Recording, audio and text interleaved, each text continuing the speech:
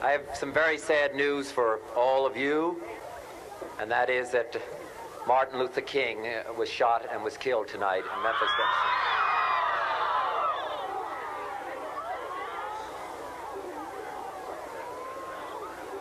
Martin Luther King dedicated his life to love and to justice between fellow human beings. He died in the cause of that effort. In this difficult day, in this difficult time for the United States, it's perhaps well to ask what kind of a nation we are and what direction we want to move in. For those of you who are black, considering the evidence evidently is that there were white people who were responsible, you can be filled with bitterness and with hatred and a desire for revenge. We can move in that direction as a country, in greater polarization, black people amongst blacks and white amongst whites, filled with hatred toward one another. Or we can make an effort, as Martin Luther King did, to understand and to comprehend and replace that violence, that stain of bloodshed that is spread across our land, with an effort to understand compassion and love. For those of you who are black and are tempted to be filled with hatred and mistrust of the injustice of such an act against all white people, I would only say that I can also feel in my own heart the same kind of feeling. I had a member of my family killed, but he was killed by a white man. But we have to make an effort in the United States. We have to make an effort to understand, to get beyond or go beyond these rather difficult times. My favorite poem, my favorite poet was Aeschylus. He once wrote,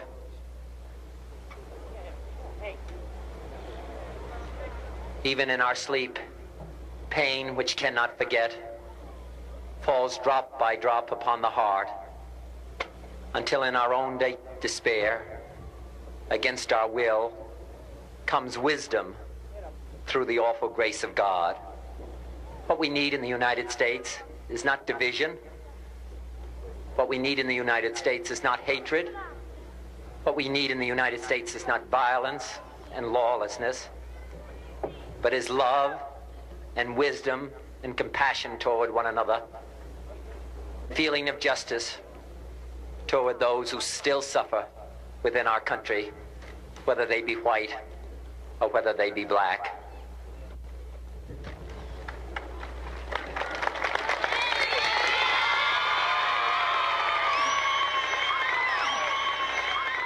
We can do well in this country. We will have difficult times.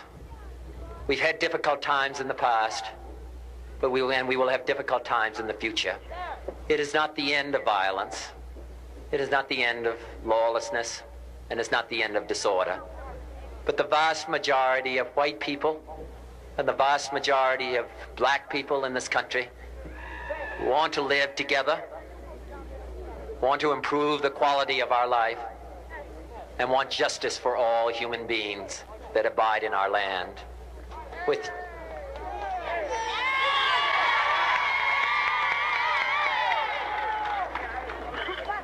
And what dedicate ourselves to what the Greeks wrote so many years ago, to tame the savageness of man and make gentle the life of this world. Let us dedicate ourselves to that and say a prayer for our country and for our people. Thank you very much.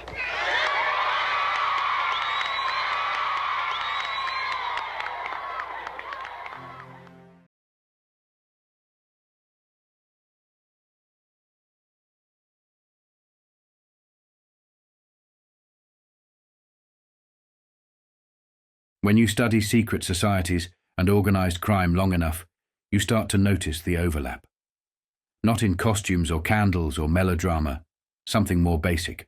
Rules, ritual, silence, chain of command. The understanding that loyalty isn't a feeling, it's a system. The lodges came first. Freemasons, Jesuits, the Illuminati, whether you treat them as institutions, myths, networks, or all three, they predate the modern mafia. They also perfected something the street eventually learned the hard way. If you control the narrative, you control the room. If you can bury the ugly parts and polish the legend, you can survive anything: scandal, prosecution, even history. The Mafia did the same thing. In Sicily, in New York, the story got dressed up. Honor, protection, the romance of the poor fighting the rich, a folk tale with blood under the fingernails. But beneath the story was the craft: initiation, secrecy, coded language, the sanctifying of violence. You can see it in the early New York era, the way men like Marcello fused old country forms with new world power. The ceremonies weren't purely Sicilian. They weren't purely religious. They were echoes of lodge practice, symbols, oaths, staging, religion, brotherhood, and family welded into one triangle. A structure everyone recognized, even if nobody admitted it out loud. And it wasn't one single mafia. It never was. Sicily had its own internal commissions and alliances. Businessmen, politicians, criminals moving in the same social fog.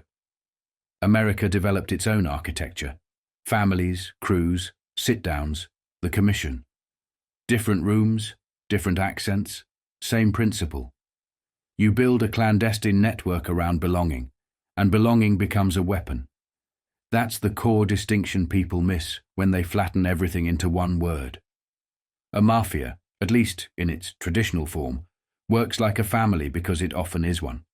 Brothers, cousins, in-laws, men bound by blood or marriage, or a lifetime of shared survival. That bond matters. A boss isn't only a CEO, he's a father figure. The closer the structure feels to actual kinship, the more natural the secrecy becomes. People will do things for family they would never do for a stranger. They'll lie, they'll carry shame, they'll take a sentence, they'll die. An outfit is something else. The outfit, how men like Louisiana and Capone talked about it, leans less on blood and more on business. It's pragmatic. It does not care where you came from as long as you produce. It will work with whoever helps expand the machine. Money, blackmail, influence, reach. That's not a romantic idea. It's capitalism with a gun in its hand. And in that sense, it resembles the cold logic people attribute to old elite networks. Prejudice is a luxury. Power is the objective. As time went on, secrecy didn't stay in the hands of elites and lodges. It migrated. It was adopted, repurposed, and industrialized by criminal organizations who realized the same truth. The quietest networks last the longest. And it wasn't just Italians. Every diaspora that lived through pressure cooker conditions, persecution, poverty, hatred, constant scrutiny, produced its own hard men and its own closed circles. In Europe, you saw it in places like Corsica and across the Mediterranean. In the United States, you saw it among Italian, Jewish, Irish syndicates, different cultures, similar mechanics. When a community is pushed into corners long enough, it learns how to survive in the dark. If the state won't protect you, you build your own protection. If the law won't hear you, you build your own court. If the world spits on you, you build your own pride. Then the wars came, and the wars hardened everything. The First World War, the Second World War, those weren't just history lessons. They were training programs for violence and logistics. Men learned weapons, movement, planning, discipline, how to operate under pressure, how to read terrain, how to follow orders, how to disappear. Some came home with medals, some came home with skills. They built unions, moved freight, controlled jobs, pressured politicians. They learned that power isn't always a gun. Sometimes it's a clipboard. Sometimes it's a strike. Sometimes it's who gets hired and who gets frozen out. Secrecy is the oldest shortcut there is. In any arena, crime, politics, business, if nobody can see what you're doing, you can cheat, you can climb, you can take more than your share and still look respectable. The underworld understood that early. And for a time, the money was obscene. So obscene, it stopped sounding real. The old figures get argued over, inflated, mythologized. But the point isn't the exact number. The point is scale. Enormous cash flow, much of it recycled through corruption, kickbacks, legitimate fronts, quiet partnerships with people who wore clean suits and shook clean hands. Then the 1950s hit, and the temperature changed. Intelligence agencies, national security, Cold War paranoia. Suddenly there was a new excuse for old behavior. In that atmosphere, alliances became easier to justify and harder to trace. Criminal networks could be useful. They already had roots. They already had cutouts. They already had plausible deniability baked into their DNA. And once national security gets stamped on a relationship, oversight doesn't just weaken, it disappears. This is where the story always turns ugly, because the moment the state and the underworld start borrowing each other's tools, you get a new creature. Not a pure mafia, not a pure government operation, a hybrid. People argue about the specifics, about who controlled what, who benefited most, who ran point, who was being used. But the pattern is what matters. Power likes intermediaries. Power likes distance. Power likes someone else holding the knife.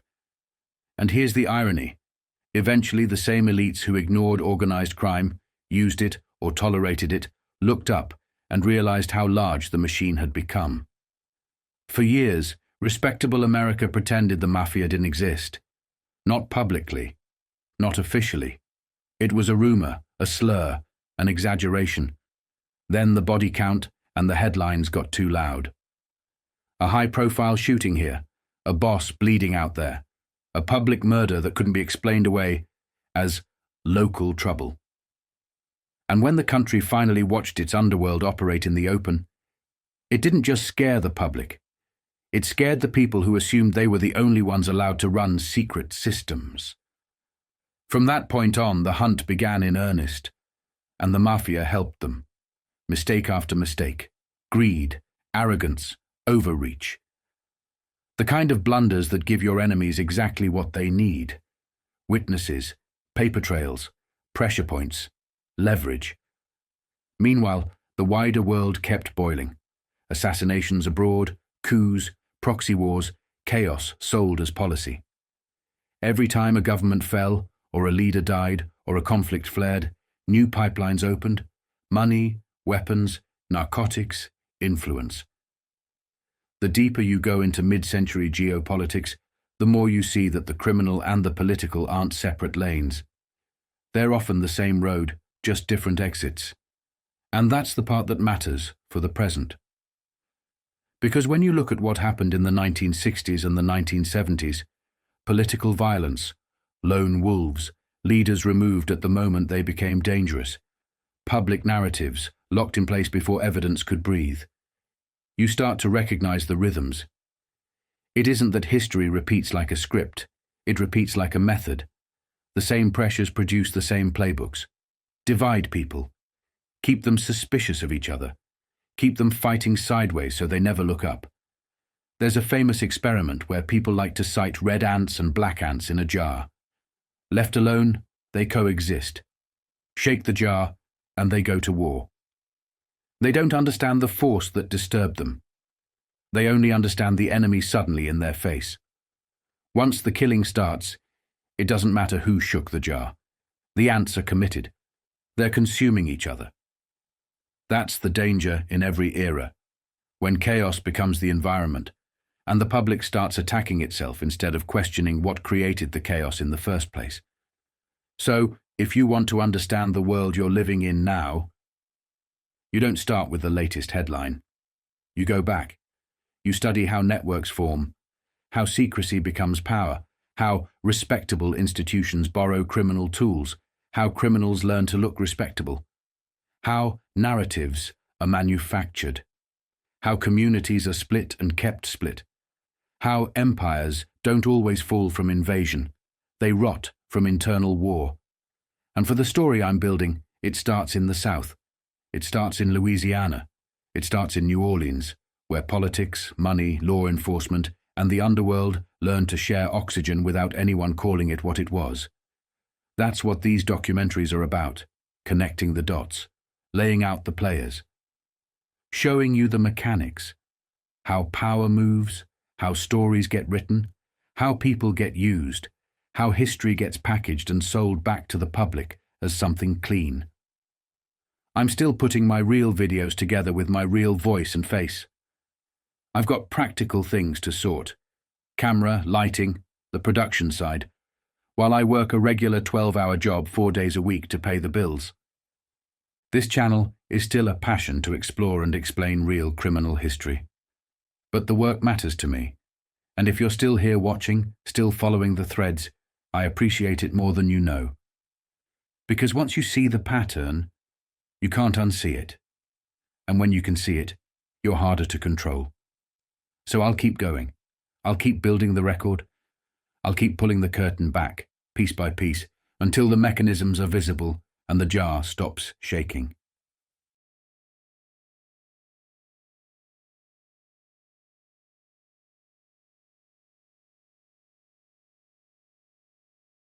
Power had always belonged to elites. That wasn't new. What changed in America was how clearly those elites began to recognize one another, and how quickly they learned that ideology was window dressing. The real path to the top ran through deception. The cleanest way to cheat was to operate in secret. And the most efficient way to do that was to build private societies that moved quietly alongside the public system while feeding off it. At first, these societies coexisted. Then one of them spotted an opening. This group wasn't just discreet. It was radical, fervent, ruthless. It believed results mattered more than appearances, that morality was a tool, not a restraint. By the late 1950s and into the 1960s, it became obvious that this faction was more disciplined, more violent, and more effective than the others. It didn't hesitate. It didn't ask permission. It got things done.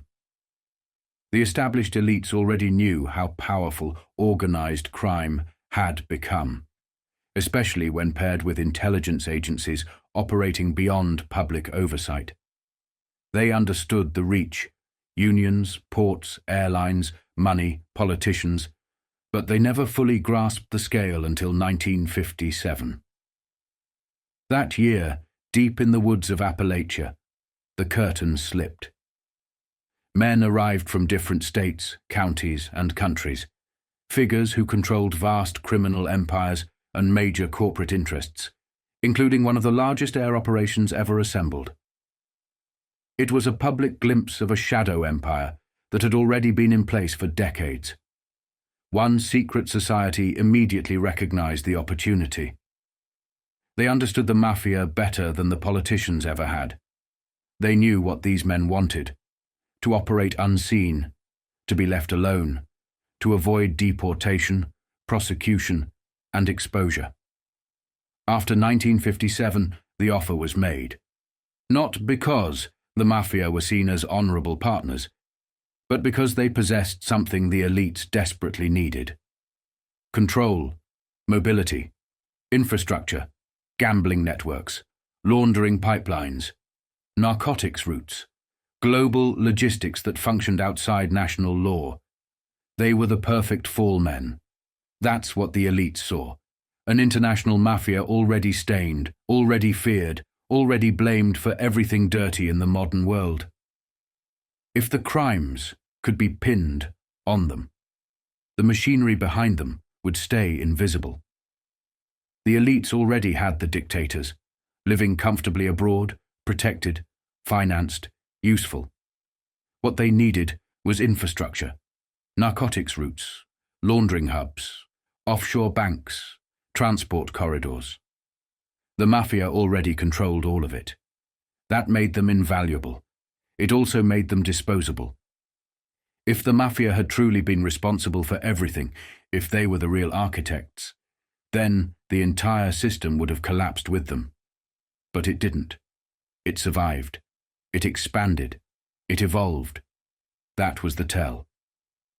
The man who built the narcotics pipeline was Paul Helliwell. He didn't start in the shadows of America. He started in China, during the Civil War, when communists and capitalists were tearing the country apart. What Helliwell saw there wasn't ideology. It was logistics. The capitalist-backed forces weren't surviving on donations or patriotism. They were funding themselves through narcotics, financing guerrilla warfare, weapons supply lines, and operations with drugs that eventually washed up on American shores.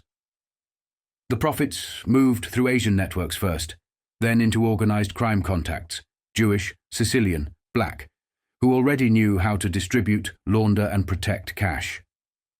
Helliwell recognized the efficiency immediately. This wasn't chaos. It was a system. He absorbed it. From there, the pipeline was handed off to the Italian syndicates, heroin, cocaine, marijuana. The flow moved through Cuba, Florida, and the Caribbean, territory controlled by Southern Hemisphere criminal groups backed by United Fruit.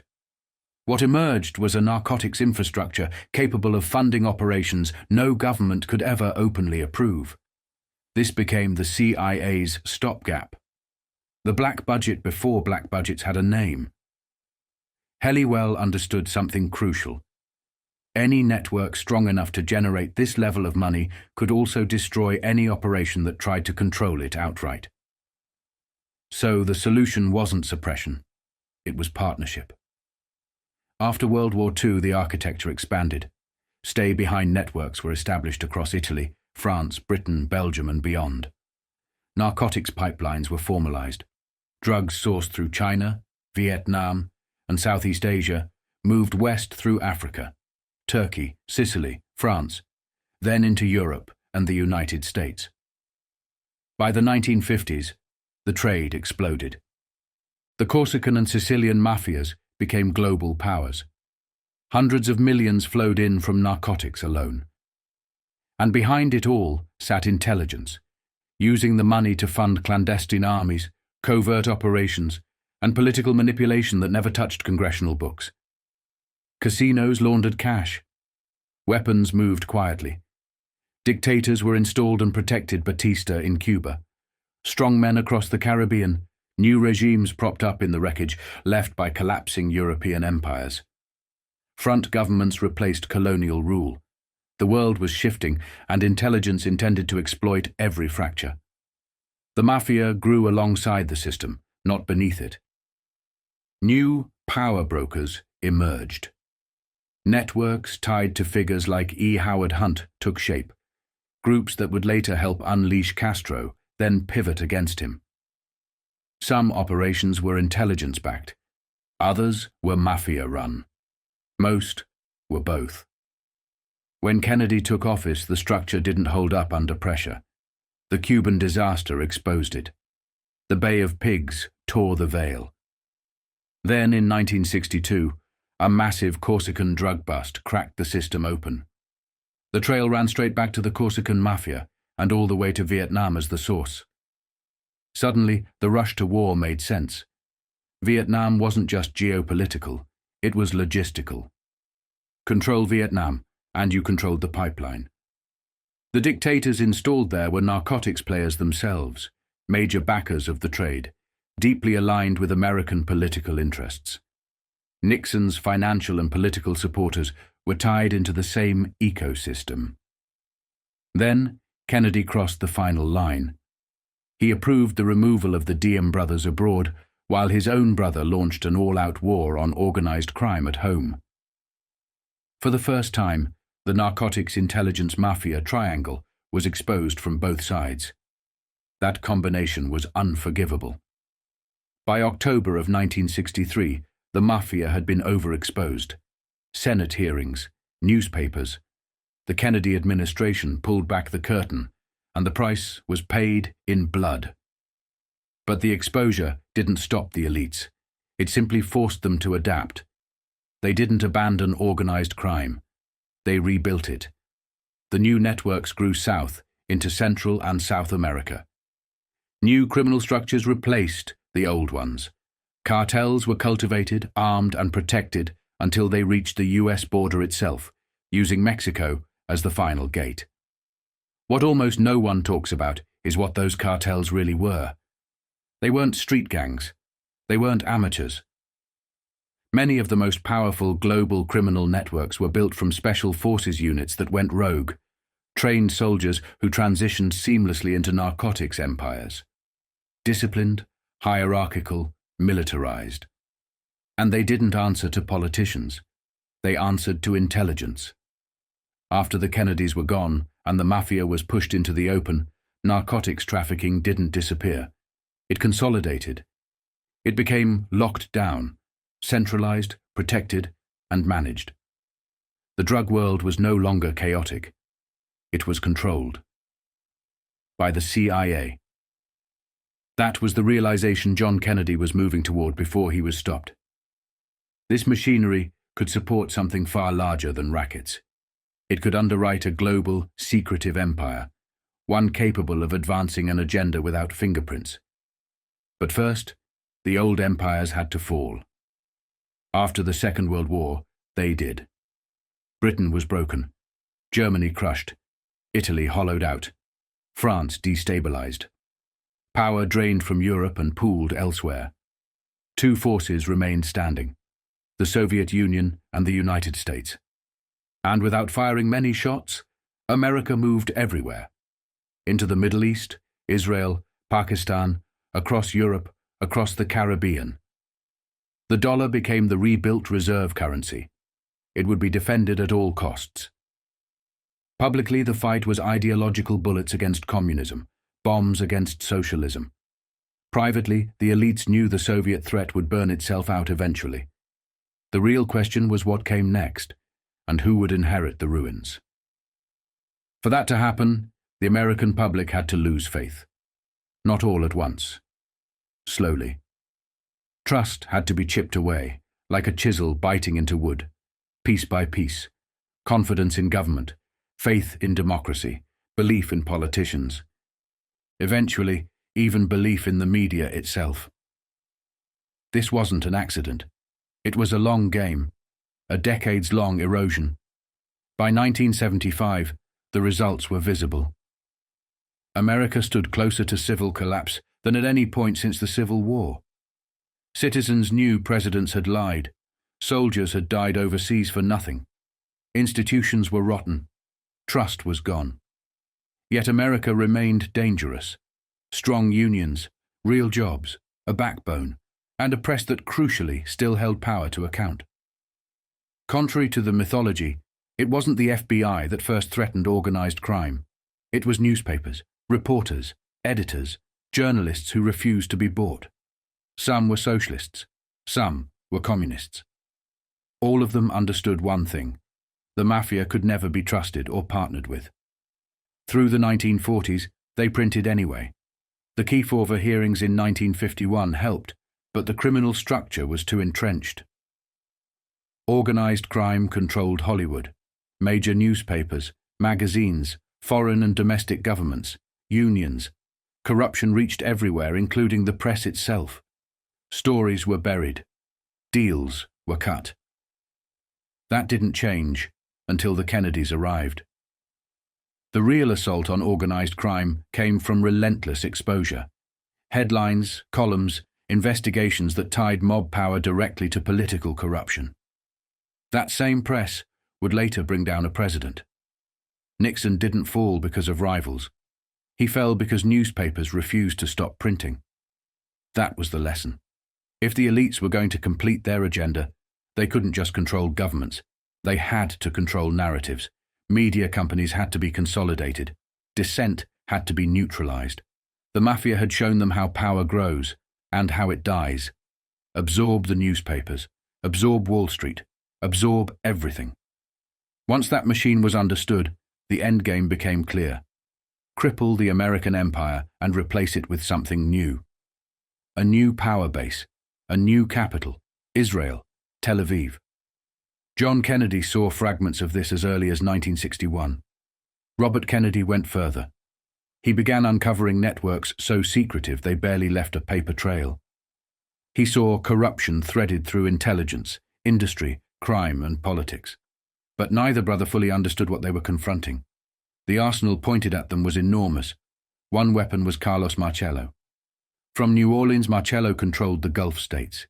He was among the richest men alive, deeply embedded with other secret societies, including the Freemasons, and tightly connected to industrial titans who despised Kennedy. He also aligned naturally with segregationist power brokers who loathed Kennedy's civil rights stance and his embrace of Martin Luther King Jr. When something had to be done, it fell to those willing to prove how far they'd go.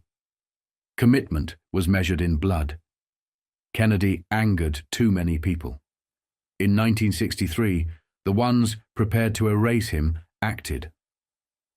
What followed was not peace, but exposure. Secret societies turned on one another. Elites leaked against elites. What most people don't understand about Louisiana is that it wasn't just a cultural crossroads. It was a breeding ground. Long before it became synonymous with food, music, and mystique, Louisiana was a convergence point for secret societies, unlike anywhere else in the United States. The Freemasons held a deep and unusual grip on the region. New Orleans, by the mid-1800s, had become one of the most heavily Masonic cities in the country. Not just one tradition, but many. French Rite, Scottish Rite, York Rite, Caribbean-influenced lodges brought in through Haiti, Cuba, and Saint-Domingue. These lodges weren't social clubs. They were power structures, woven directly into the fabric of the state. Judges, police, port authorities, politicians. All connected through lodge networks that allowed elite coordination across ethnic and class lines in one of the most stratified societies in America. That alone would have made Louisiana unusual.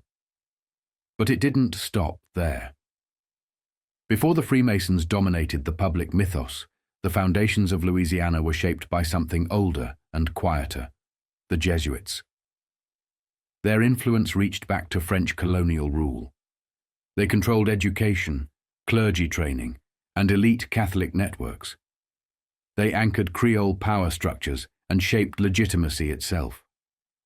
The Jesuit system wasn't openly secret, but it was opaque, hierarchical, disciplined. Its institutions influenced politics, banking, families, and cultural authority well into the 20th century. Power didn't announce itself, it reproduced. Then came another layer, often ignored, the Knights of Columbus. Catholic, oath-bound, rigidly hierarchical. A counterweight to Freemasonry, not an opponent. They embedded themselves among Catholic professionals, police forces, and politicians. Quiet, disciplined, loyal. Louisiana didn't just host secret societies. It exported them. From New Orleans, influence spread outward, into Texas, Arkansas, Dallas, and across the Gulf states. What emerged was a regional power bloc with its own internal loyalties, capable of leaning on Washington while remaining embedded inside it. By the time Franklin Roosevelt reached the White House, this structure was already normalized. Roosevelt selected advisors and operators drawn from this world. Texas and the Midwest supplied Freemasons. Harry Truman, a 33-degree Mason, rose to the presidency and authorized the use of nuclear weapons. Eisenhower followed, another Mason. John Kennedy wanted no part of it. He found secret societies repugnant. Neither he nor Robert Kennedy belonged to any lodge. They tried deliberately to keep these structures out of the administration. But compromise crept in. Lyndon Johnson, a low-level Mason, was chosen anyway. After Kennedy, the pattern returned with force. Nixon's second vice president, Gerald Ford, was a Freemason. Reagan brought in industrial elites tied to oil and defense. Then came George Herbert Walker Bush, Skull and Bones, Yale, intelligence pipeline, perfectly groomed for the moment. This was no longer about backing presidents. It was about installing them. The intelligence state had learned the lesson. The fastest way to power wasn't influence, it was occupancy. CIA operators didn't need to control candidates anymore. They became them. Bush couldn't secure a second uninterrupted dynasty, but the strategy didn't fail. It adjusted. A Southern operator replaced him, Bill Clinton. After Clinton came George W. Bush, another skull and bones man, another inheritance. By then the transition was complete. The presidency was no longer the prize. It was the position. That was the only reason a man like Mark Lane could publish what he did in 1966. His book wasn't an accident. It was permitted. Others investigating the assassination were silenced, some outright killed. Lane survived because his work served a purpose. He was the first snowball pushed off the cliff. Whether he understood it or not, his book chipped away at trust. It cracked the facade. The American people began doubting the system itself. After Lane came documentaries. Then Louisiana. Then Jim Garrison. Names surfaced immediately. David Ferry, Sergio Arcacha Smith, Guy Bannister, the DRE. Others, many, died.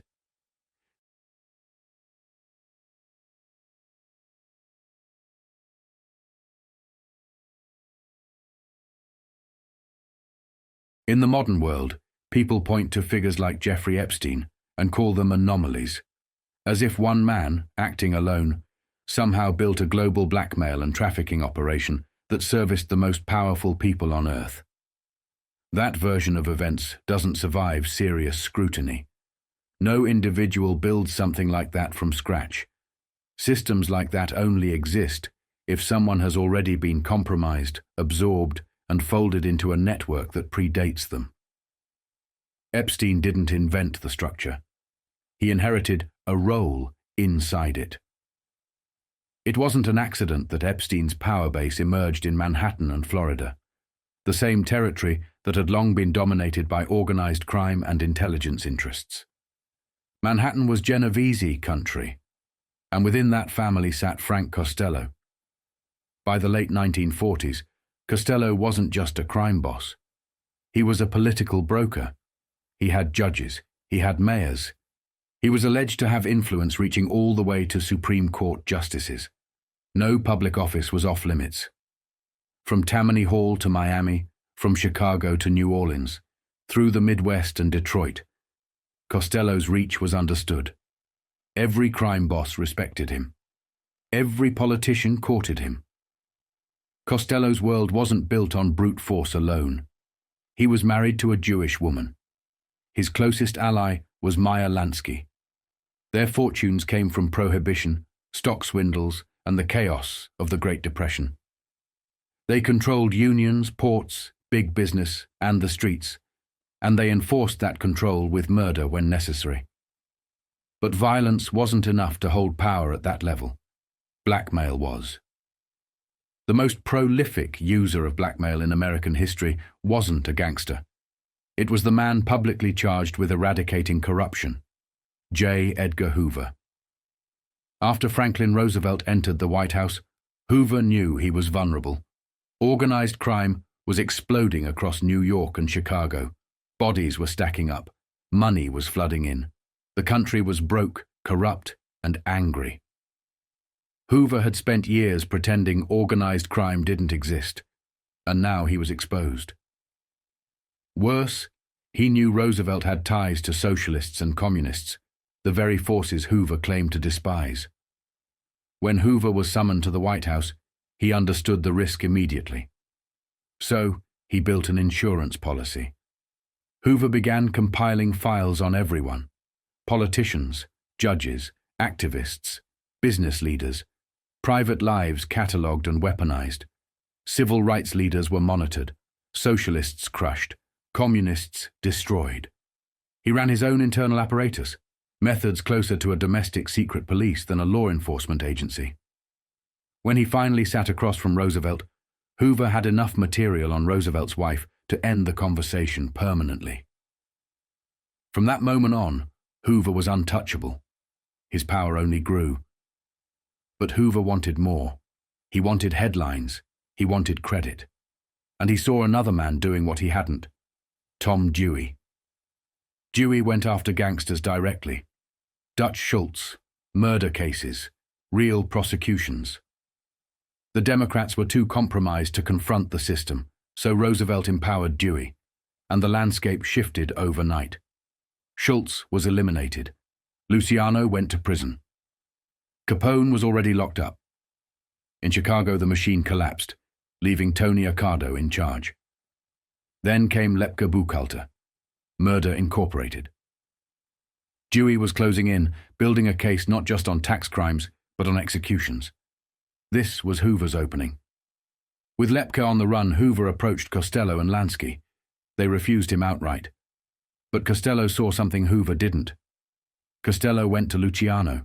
Permission was given. Lepke was handed over.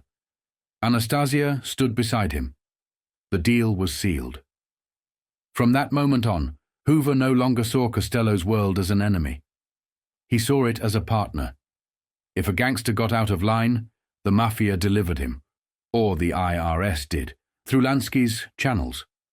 Lepke, Waxy Gordon, Vito Genovese, Vincent Gigante, Carmine Galante. The Mafia would devour its own if it had to. Blackmail became formalized.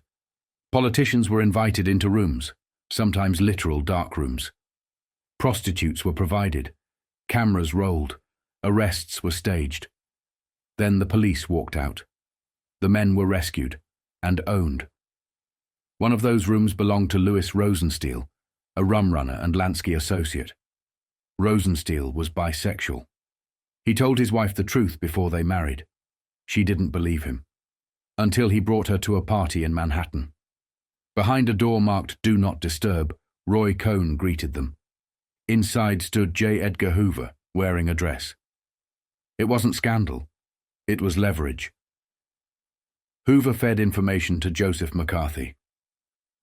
McCarthy and Cohn weaponized hearings to destroy anyone tied to socialism, communism, or threats to elite business interests. Roosevelt was dead. The elites were reclaiming control. Alliances hardened. Hoover was compromised. Costello knew it. Lansky knew it. Everyone knew it. And as long as Hoover lived, the IRS, not the FBI, was the greater threat to organized crime. Blackmail now ran through the system. The CIA joined in, feeding candidates information, shaping headlines, building careers. Nixon benefited. Others followed. When Eisenhower and Nixon replaced the Democrats, the elites saw their moment. The system could be dismantled from the inside. Even after Hoover's death, the machinery remained. Roy Cohn carried it forward until his own collapse. When he was gone, a vacuum opened. Jeffrey Epstein stepped into it. Epstein didn't invent Manhattan's blackmail operation. He inherited it. And the people he compromised didn't disappear. They rose. Into government. Into finance. Into institutions with deep roots in organized crime and intelligence. The FBI knew. They always knew. Epstein's operation was crude compared to what the Kennedys were uncovering in the early 1960s. Back then, even acknowledging organized crime was labeled conspiracy.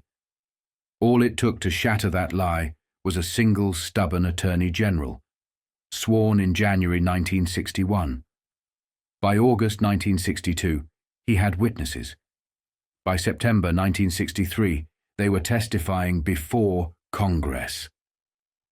By October, it was on television. Confirmation of everything that had been buried for decades. It cost him his brother's life. And in 1968, it cost him his own.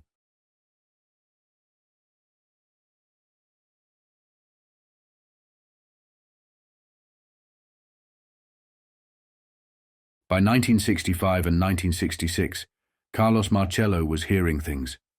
Quiet murmurs, the kind that reached him before they reached the papers. A journalist was in town asking the wrong questions, digging into Dallas, into the assassination, into names that were supposed to stay buried. When news began leaking out of Dallas, it didn't match the story the public had been sold after Oswald was killed. Almost immediately, new details surfaced. Oswald's confrontation with Carlos Bringuier, his ties to the Free Cuba movement, his movements between Dallas and New Orleans. The narrative was already drifting. Then came the arrest warrant for David Ferry.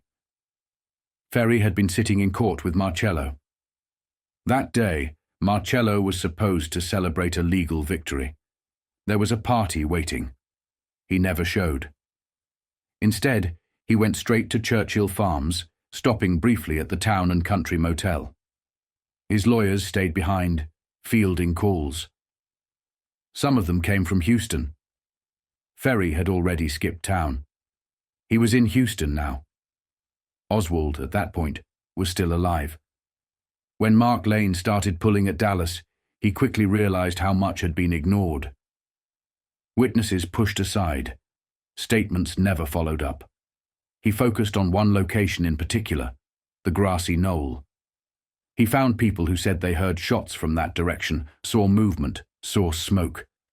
They reported it.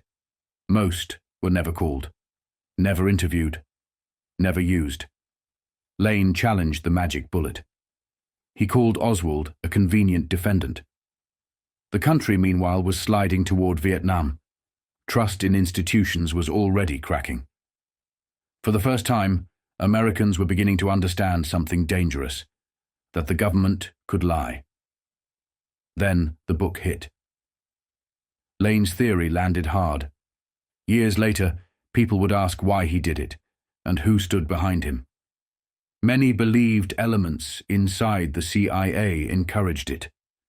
They knew the official story wouldn't hold forever.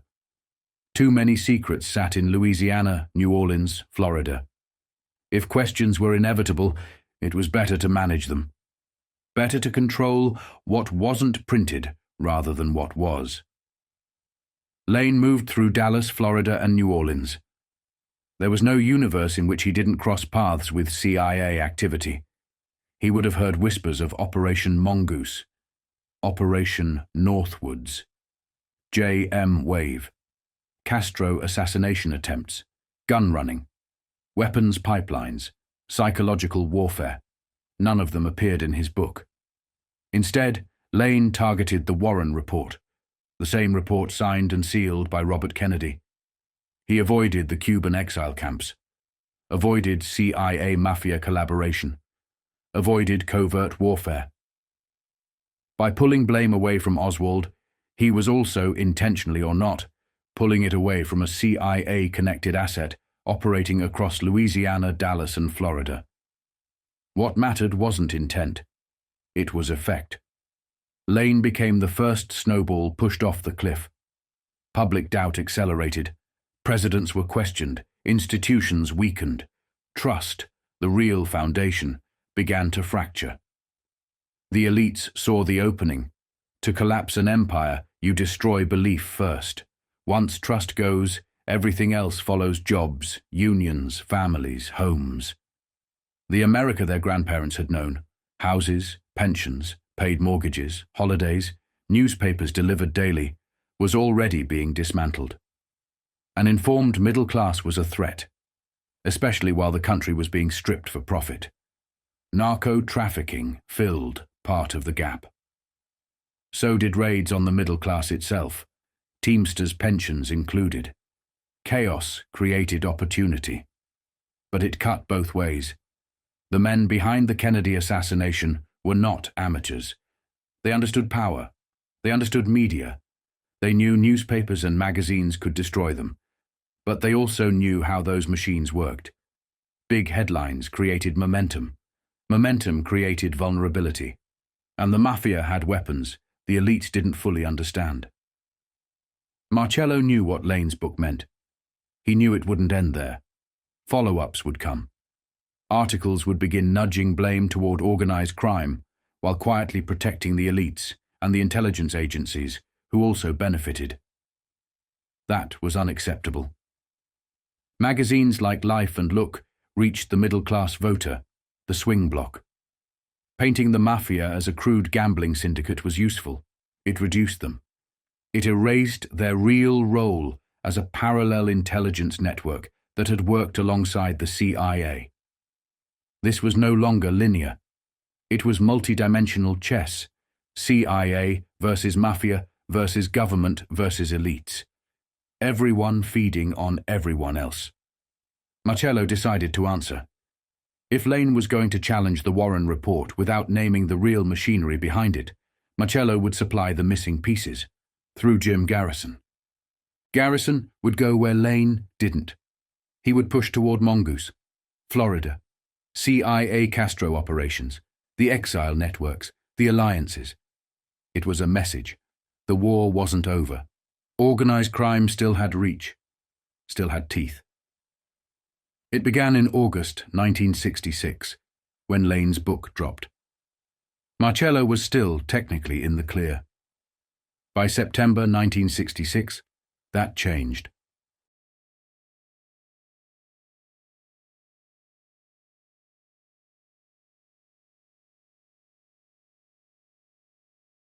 By September 1966, the mask finally slipped. Carlos Marcello sat in a room with men who were never supposed to be seen together. Carlo Gambino, Santo Trafficante Jr., boss of Tampa and Florida. Joseph Colombo, head of what had once been the Profati family. Thomas Eboli, Mike Miranda, Agnello della Croce, Dominic Alonghi, Eboli's driver and Genovese conduit into New Orleans. Anthony Carolla, son of Silvestro Carolla, the old Louisiana boss before Marcello. Frank Galliano, Joseph Marcello Jr. These weren't couriers. They weren't buffers. They weren't muscle. These were the architects. On the surface, the meeting had a clean purpose. Tommy Lucchese was dying. A brain tumor. Time was short. A successor had to be named before the family fractured. Gambino needed Marcello's vote to push the decision through. In return, Marcello needed Gambino, and a few others, to settle a far more volatile problem closer to home. The old Louisiana power had come back into play. Silver Dollar Sam had resurfaced. His son wanted the throne. They believed the moment was right, that the Kennedy fallout was heating up again, that Mark Lane's book had loosened the ground, that media pressure and federal attention were spiraling out of control. They thought Marcello was vulnerable. Gambino, for his part, trusted Marcello to handle it. He believed Louisiana would hold, just as it always had, under Marcello's guidance. What Gambino didn't see, what Trafficante did, was the fracture line. Marcello's grip wasn't based on sentiment. It was built on reputation, respect, and East Coast backing. Gambino, the Genovese leadership, Colombo. Trafficante quietly broke ranks, aligning himself with the Silver Dollar faction, testing whether Marcello could be squeezed out without open war. Marcello saw the board before the pieces moved.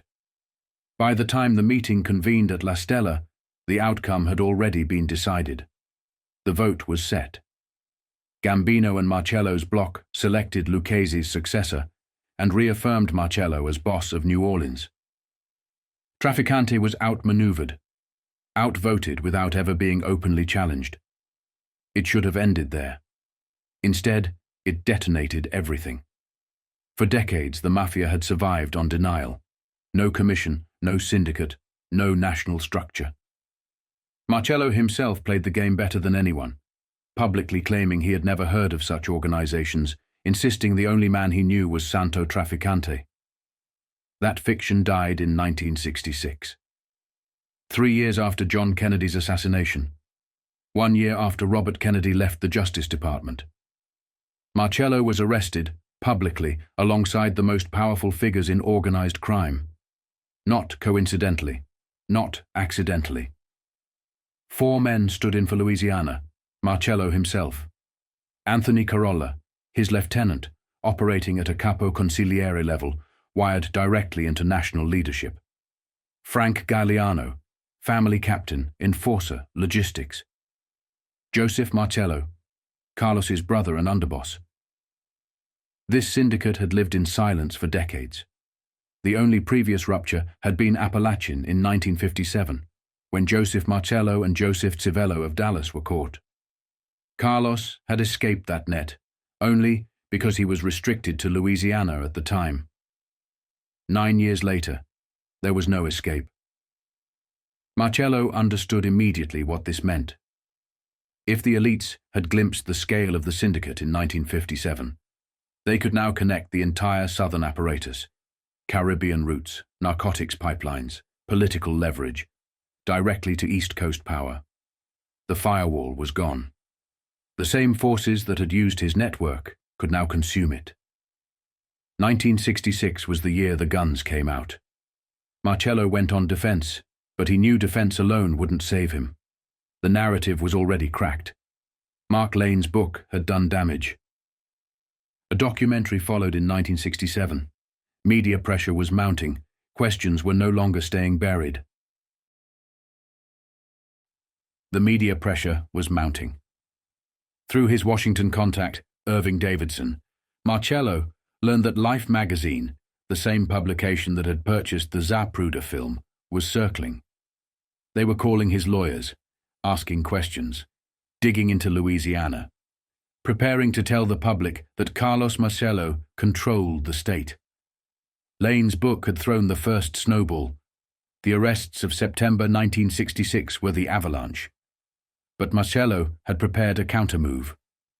He had a political protégé, a man he had funded, a man who lived in a house owned by one of his captains, a man with ambition and immunity, Jim Garrison. The district attorney of New Orleans launched his own crusade, part public, part private, funded by both taxpayers and unseen donors. Every man tied to Marcello was grilled, pressured, tested. Anyone who could fold under scrutiny was eliminated. Anyone who could connect the assassination back to organized crime was erased. Marcello understood Lane's mistake. Lane had questioned the Warren report without offering a controlled alternative. Marcello would correct that. At the same time, Life magazine exposed the Las Vegas skim. Millions siphoned from casino cash boxes before taxation. The Teamsters pension fund looted. The entire Mafia understood what this was. An attack. Not from law enforcement alone, but from the establishment. Marcello chose chaos. He gave ground where necessary and detonated disorder everywhere else.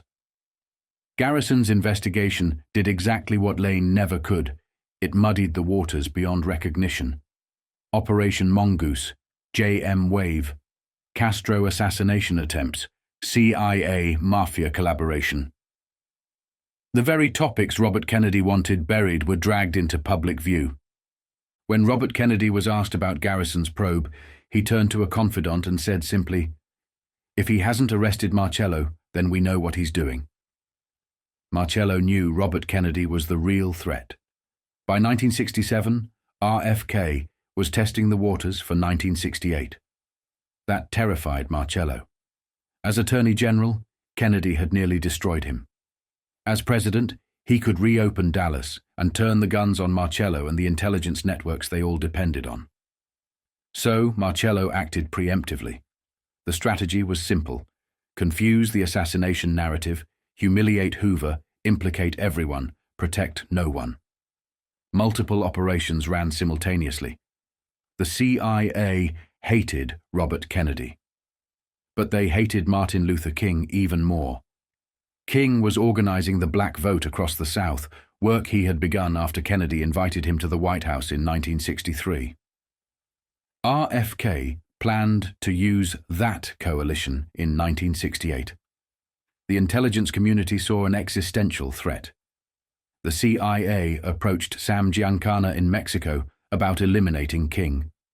Giancana, racist though he was, refused. Not from morality, but jurisdiction. It wasn't his territory. He pointed them to someone else, Carlos Marcello. By 1966 into 1967, the strategy was clear. Political chaos, assassinations, civil unrest. Push America toward confusion. Let institutions collapse under their own contradictions. If Life magazine and the elites were coming for him, Marcello would turn their weapons back on them, using media, investigations, and controlled exposure. The meeting in September 1966 changed everything. It told the Mafia they could no longer meet publicly. It told the FBI who they were dealing with. It told the newspapers the scale of the enemy. When Marcello came to do business, he never came alone. He came in numbers, and everyone understood why.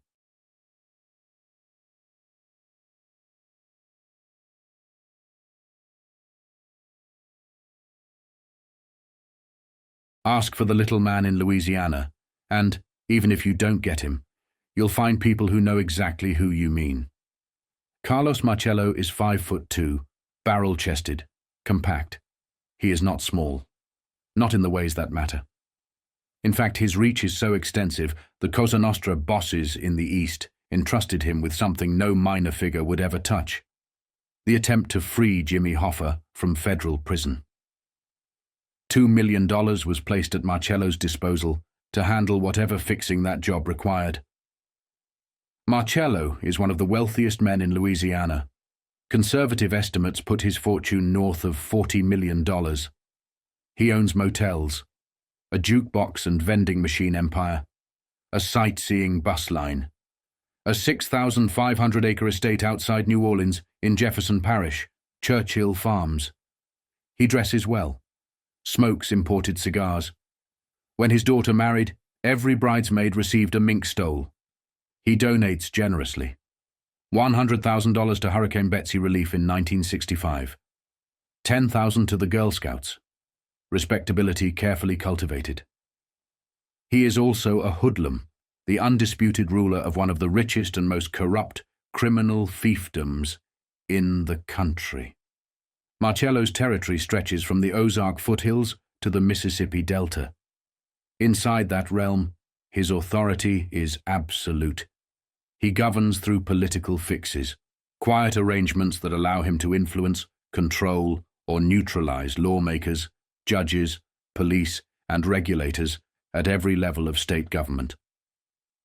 Outside Louisiana, however, Marcello grows uneasy. Last year, after a luncheon in a New York restaurant, Marcello and several other Cosa Nostra leaders were arrested. He posted bail immediately and flew home.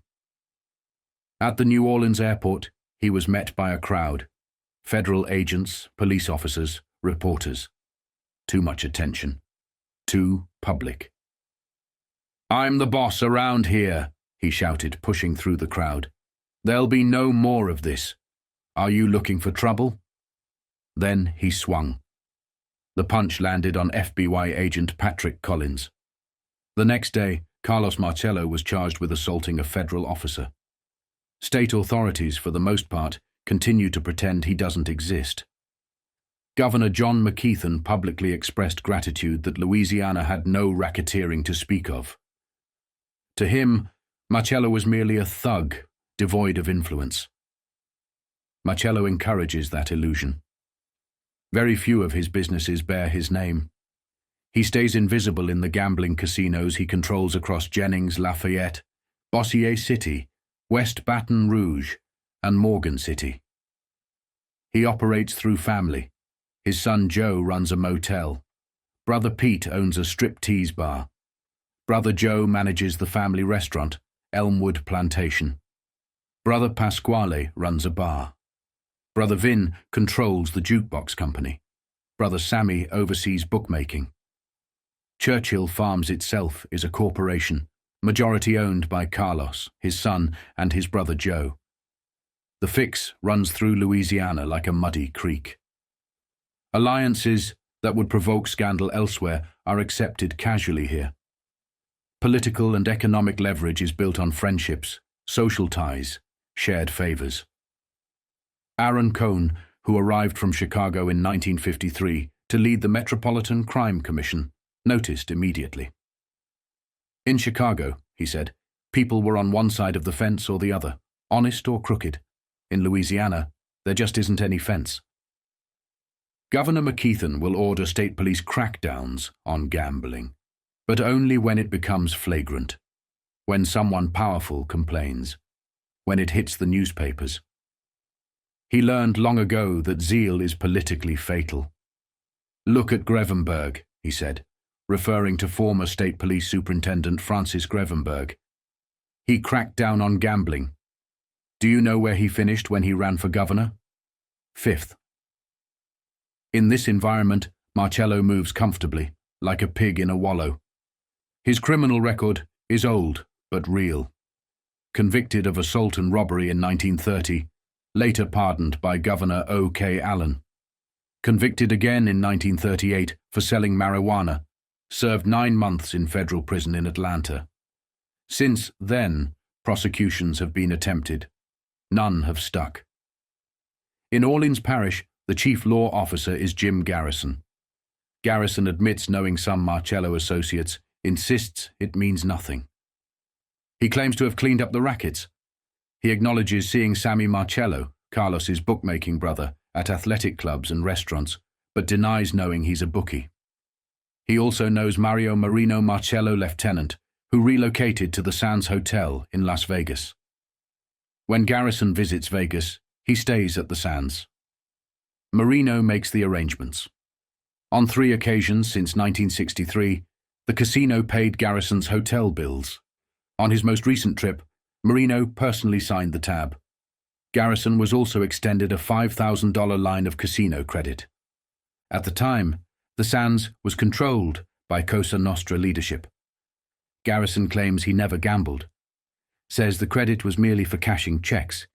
He sees nothing improper in a public prosecutor freeloading at a mob-controlled casino. I may be naive, he said, but I don't see what's wrong with it. Judge Andrew Bucaro is less careful. A municipal court judge in New Orleans, he openly discusses his friendship with Marcello, an old pal and distant relative by marriage. He attends parties at Churchill Farms, goat barbecues, social gatherings. We don't discuss cases, Bucaro says. There's nothing sinister about it. Marcello needs a fix in municipal court as much as Rockefeller needs to steal pennies.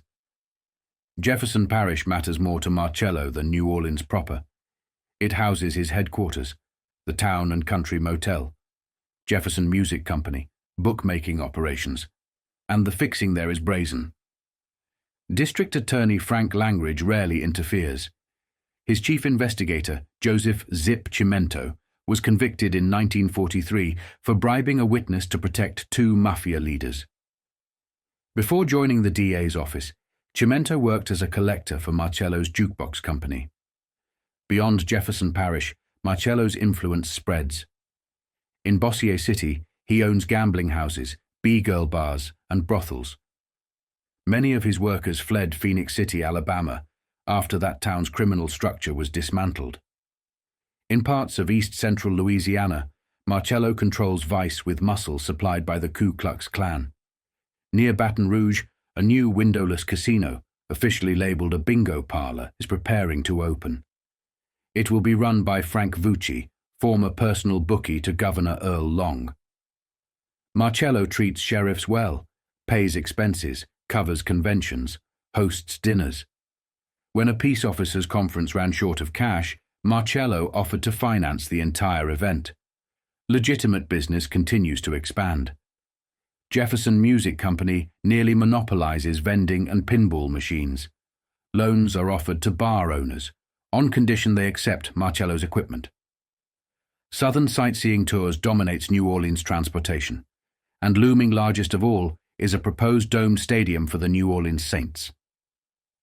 Marcello has offered the city 200 acres of Churchill Farms for the project, an act of generosity that conveniently carries $1 million annual parking concession. Federal authorities watch closely. They rarely prosecute successfully, but they apply pressure. A deportation case has followed Marcello for years. He was once forcibly placed on a plane to Guatemala. His immigration problem led him to an extraordinary solution. Marcello was born in Tunisia to Italian parents in 1910, when Tunisia was a French protectorate. France disclaims responsibility. Tunisia won't claim him.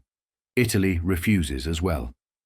To keep it that way, Marcello has been paying $25,000 a year to a high-ranking Italian official for decades. It is the ultimate fix, not just of courts, of nations. Cohn was the one man Jim Garrison could never shake.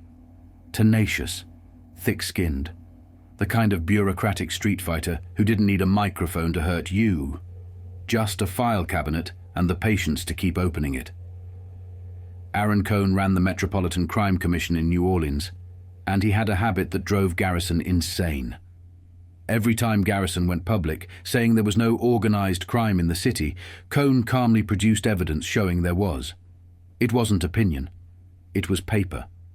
And every time Cohn did it, Garrison dragged him before a grand jury, one drawn heavy from Garrison's circle at the New Orleans Athletic Club, the district attorney's regular sanctuary. Cohn couldn't even count how many times it happened. He just knew the pattern: haul him in, press him, twist the questions, try to trap him into perjury or contempt.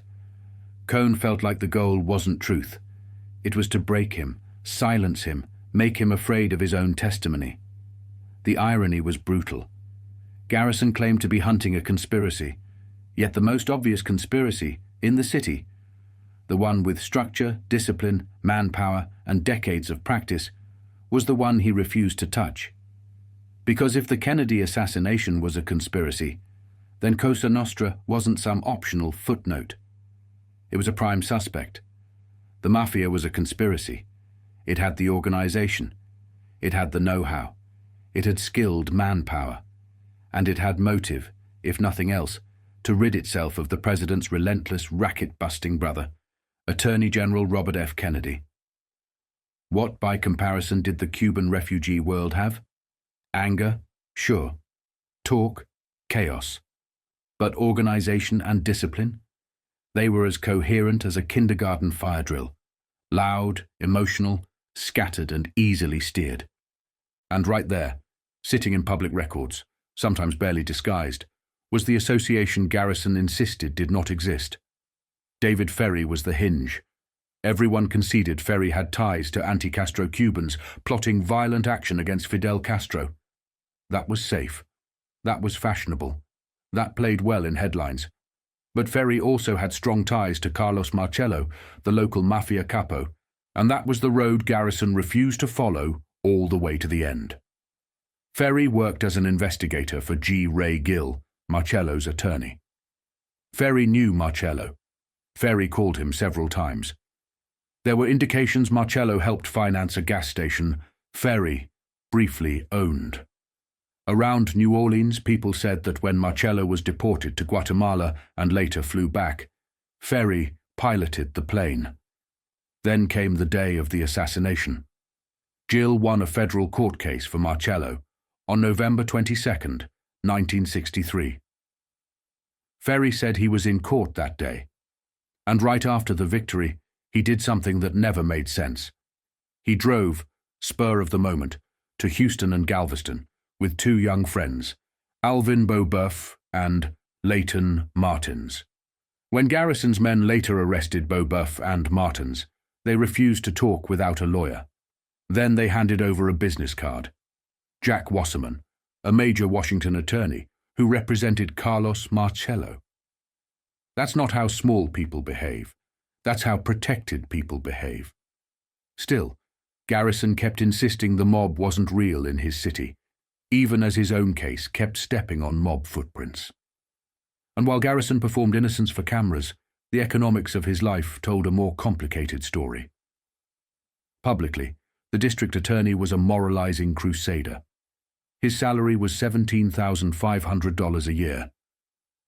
Yet he lived with his wife and 5 children in a spacious, well-furnished upper-middle-class home at 4600 Owens Boulevard, purchased on November 21, 1965, for $65,000.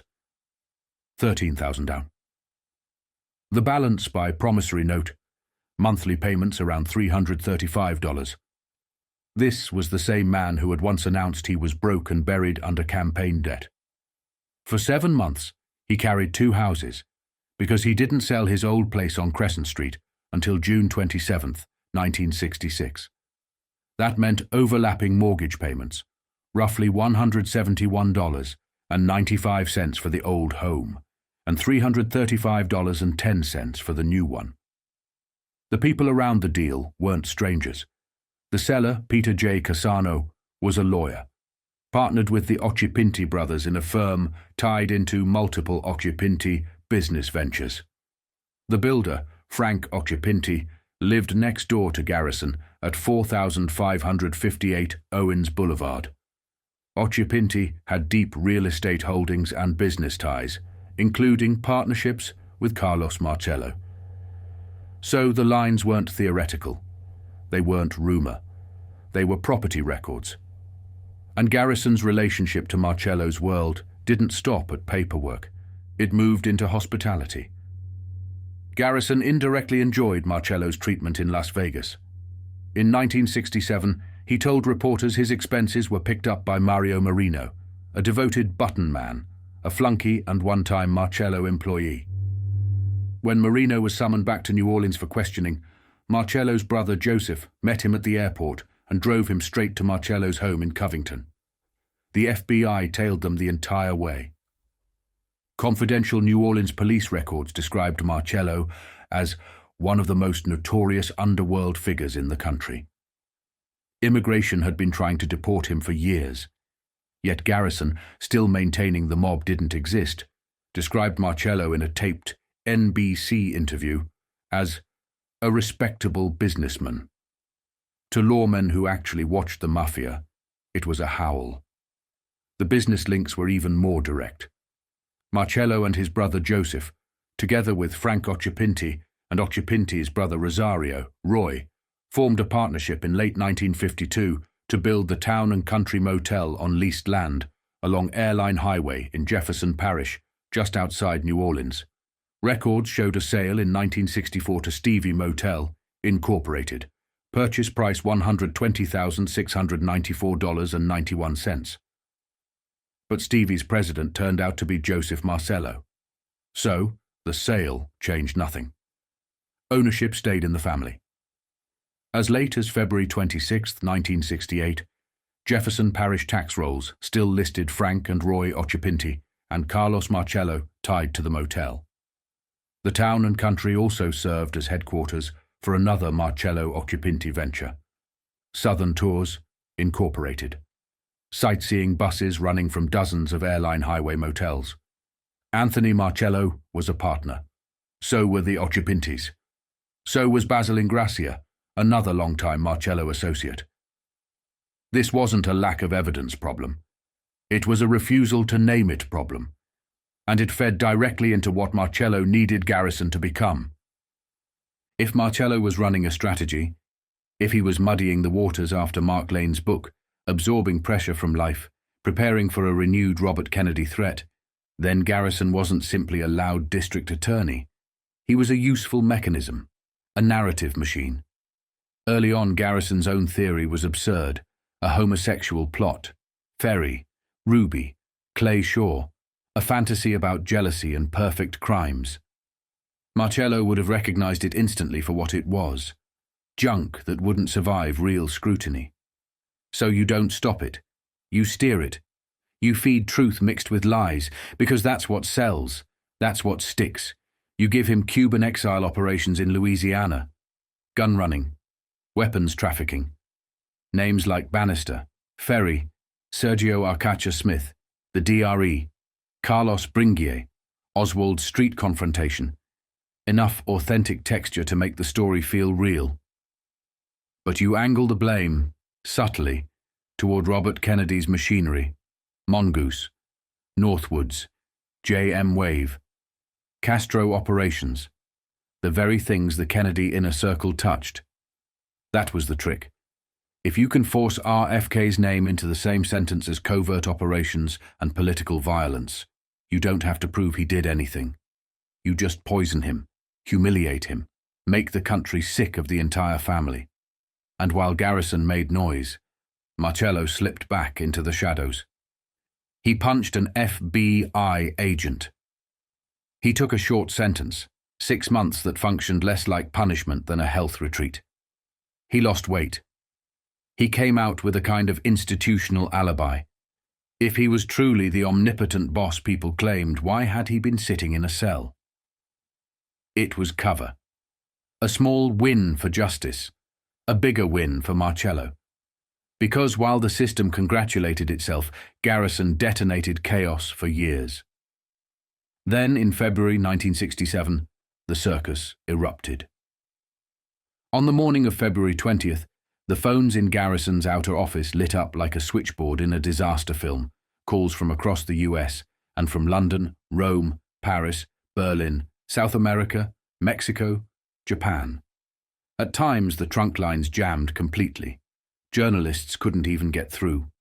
The hallway outside his office boiled with reporters, crews, curiosity seekers, Paris Match, Russian newsmen. Tiny radio stations from towns no one had heard of. New Orleans was staging its own Warren Commission, without Washington. Garrison loved that. He postured like an anti-establishment colossus, 6'6", sardonic, well-read, admiring Ayn Rand's hard individualism. When Congressman Gerald Ford suggested he forward evidence to the Attorney General, Garrison snapped that he was running the investigation for the President, not the Attorney General, and he wasn't reporting to anyone. He promised the world he'd solved it. "My staff and I solved the assassination weeks ago," he said. "We know the key individuals, the cities involved, and how it was done." He spoke at exactly the moment the public was losing faith in the lone gunman story. A Gallup poll showed only 36% still believed Oswald acted alone. Mark Lane's Rush to Judgment was dominating bestseller lists, at home and abroad. Discontent was ready for a savior. Garrison stepped into the role.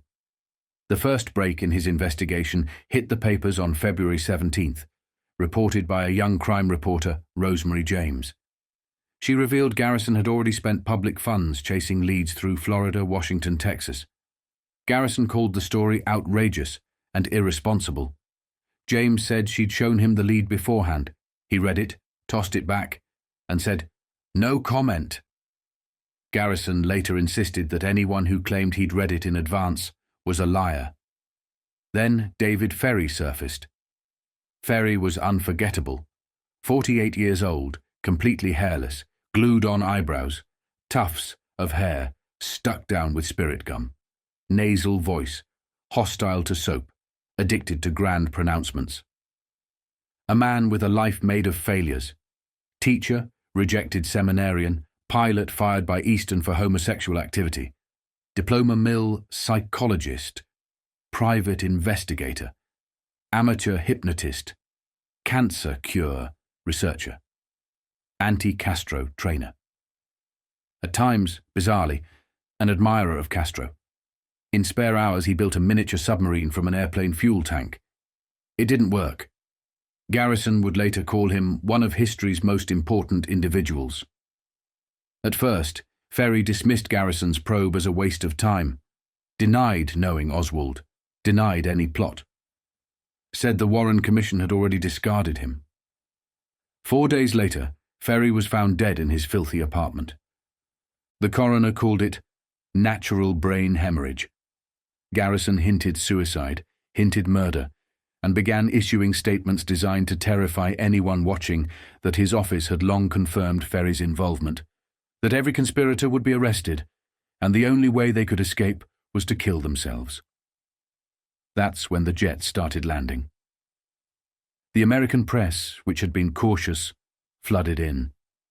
Europe had already been hammering the story. Now, the second Mardi Gras of 1967 began. Rumours by the dozen, no solid news, and a district attorney at the centre of the storm. Without Garrison speaking freely, the vacuum filled with conjecture. For 4 days, he vanished behind closed doors while the city asked one question in bars, clubs, press rooms. Does he have something?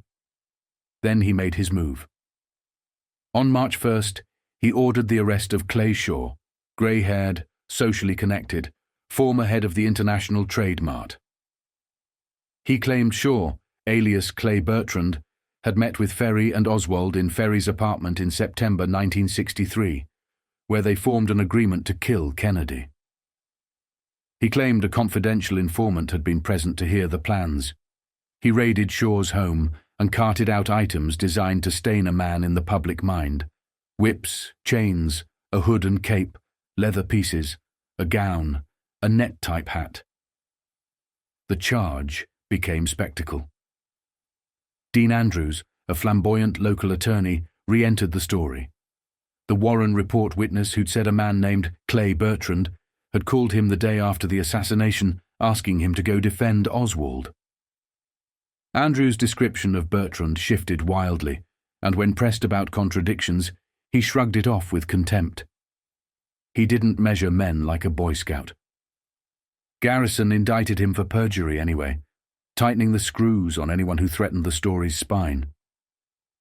And then came Perry Russo, a 25-year-old insurance salesman, dark-haired, somber, calm.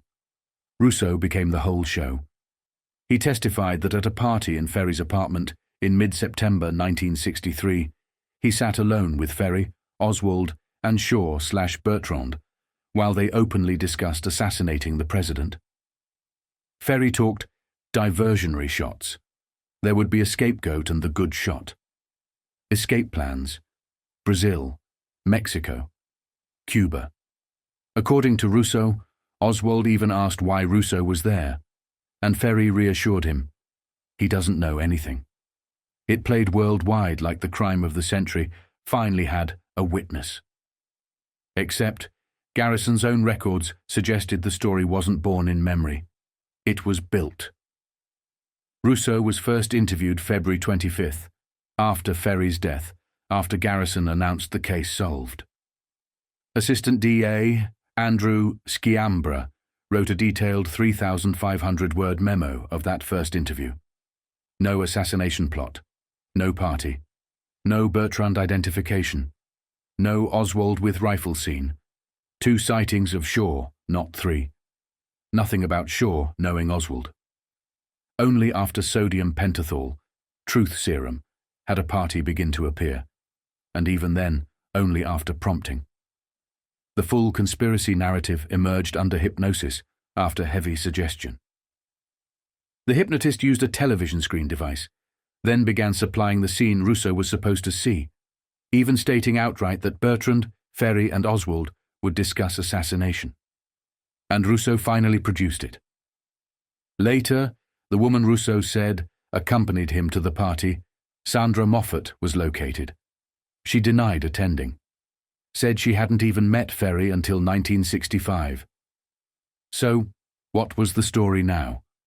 Either Russo was a miraculous witness to the crime of the century, or a man led, pushed and shaped until he could no longer separate fact from suggestion.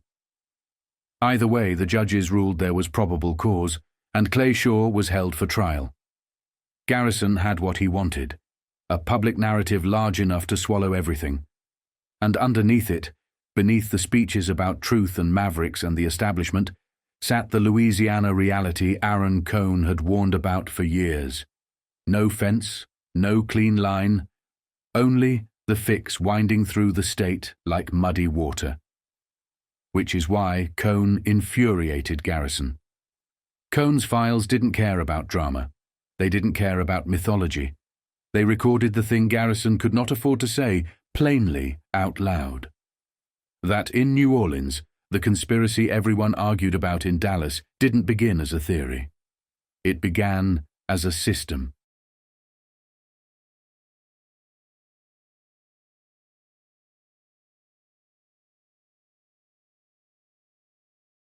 Coming into the 1960s, organized crime was split into 2 endings. Some bosses were being polished into legitimate titans, men like Carlos Marcello, quietly converted into respectable millionaires on paper, while their real money stayed off the books. Others were nearing the end of their reign, watching the empire they built grow bigger than them. Lucky Luciano was one of those men, sitting in Sicily, older now, his wife gone, breast cancer, while the machinery he helped design kept running without him. Luciano's generation didn't just build a racket. They built a parallel economy. Meyer Lansky used to say it bluntly, "We're bigger than US Steel." In the 1950s, US Steel was the American giant. About $4 billion in revenue then, roughly $53 billion in today's money. Lansky wasn't talking vanity, he was talking scale. And federal agencies, when they heard it, didn't laugh. They took it as conservative. Because Cosa Nostra didn't sell shares, it didn't file annual reports, it didn't ring a bell on Wall Street. There was no ledger you could subpoena that separated straight money from crooked. That was the genius. The money blended. It moved. It hid inside legitimate enterprises until you couldn't tell where the crime ended and commerce began. And the difference between their wealth and modern wealth is simple. Today's billionaires float on paper. Stock valuations, market confidence.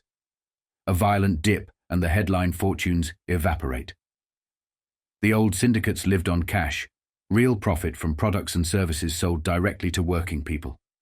Real turnover, real margins, real assets.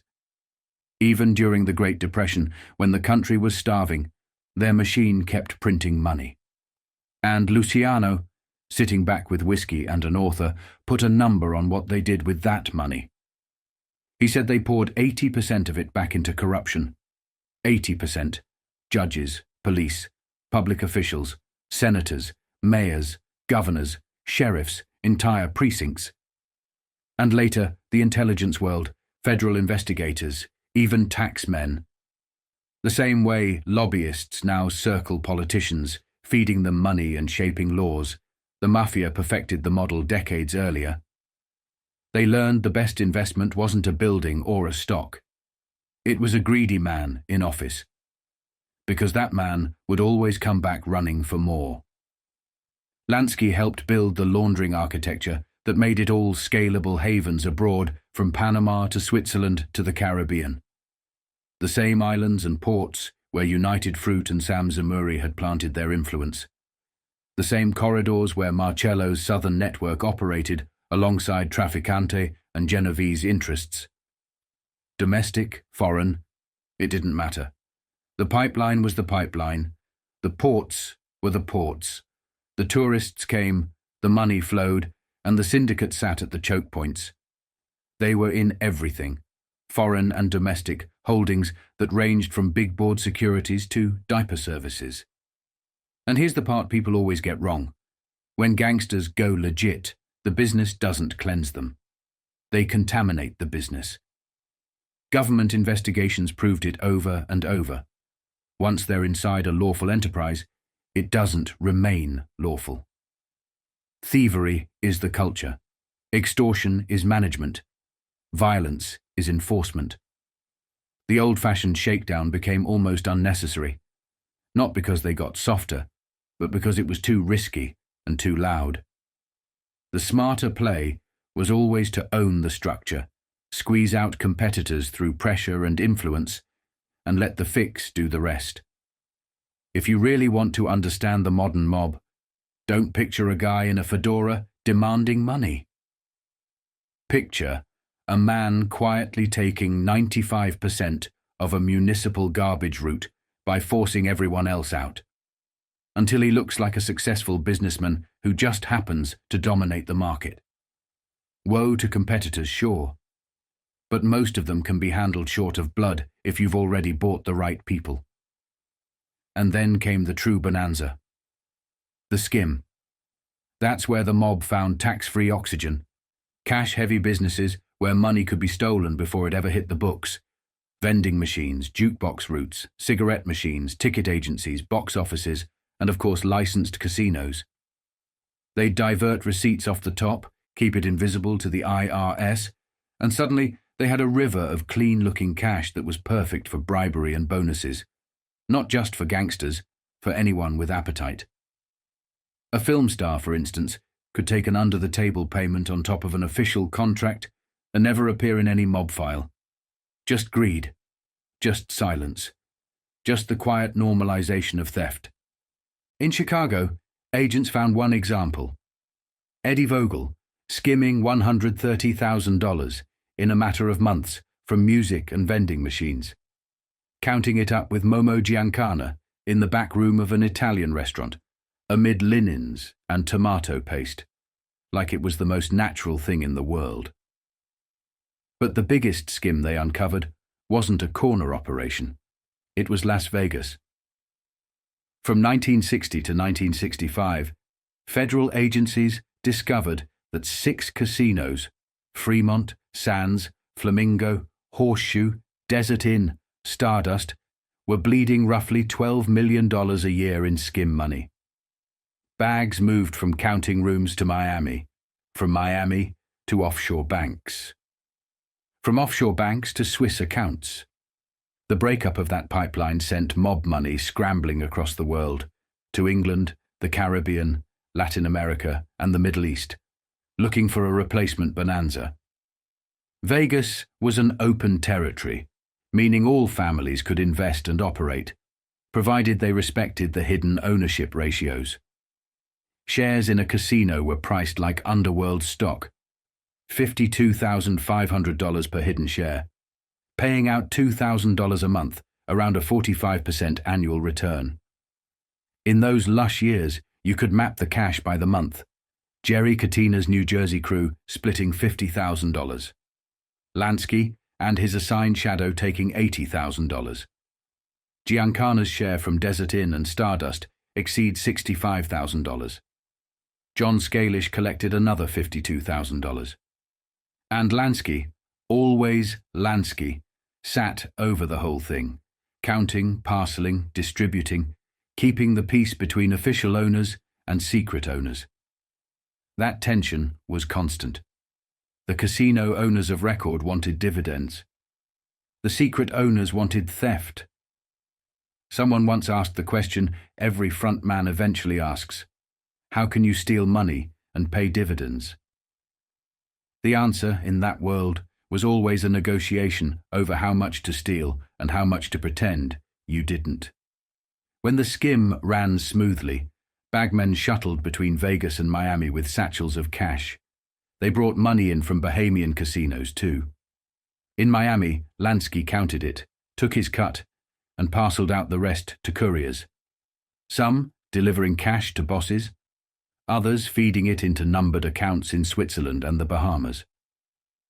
The couriers were a traveling circus of political connections, bankers, fugitives, and unlikely intermediaries, a pardoned political fixer, a banker who renounced US citizenship, a Swiss economic counselor accused of interfering in federal inquiries, even a woman in mink who hated flying and still hauled $105,650 across a route that snaked from Las Vegas to Los Angeles to Chicago to Hot Springs to Chicago again, and finally Miami, clutching the bag the entire way. The cash flow ran through Bahamian banks into a Swiss institution tied to diplomatic passports and Iron Curtain connections.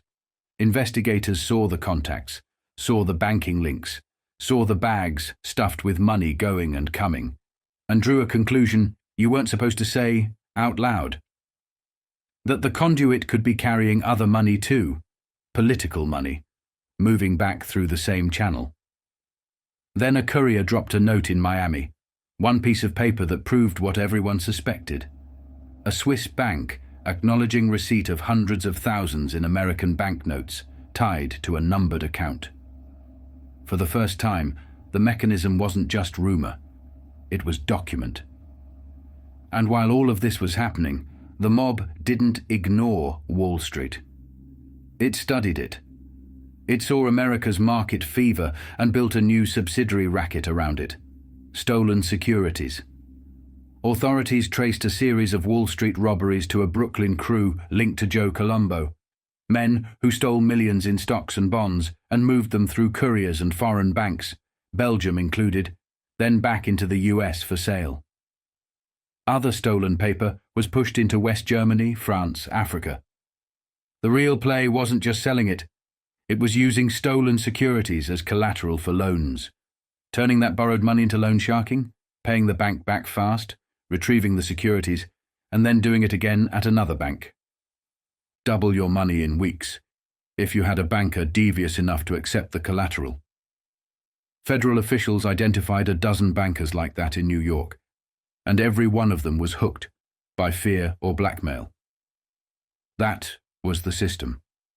Money feeding leverage, leverage feeding money, and the fix ensuring the cycle never broke. Even the mob's second-tier men could operate like international ministers if they hustled hard enough. One Bayonne operator ran guns, aircraft parts, munitions, and murder contracts through shipping offices in Manhattan. He dealt with dictators. He offered assassinations as a service. He arranged kidnappings, chartered planes, moved bodies, then went right back to doing business with whoever held power next. He wasn't a top boss, but the operations proved the point. In this world, ambition mattered as much as rank.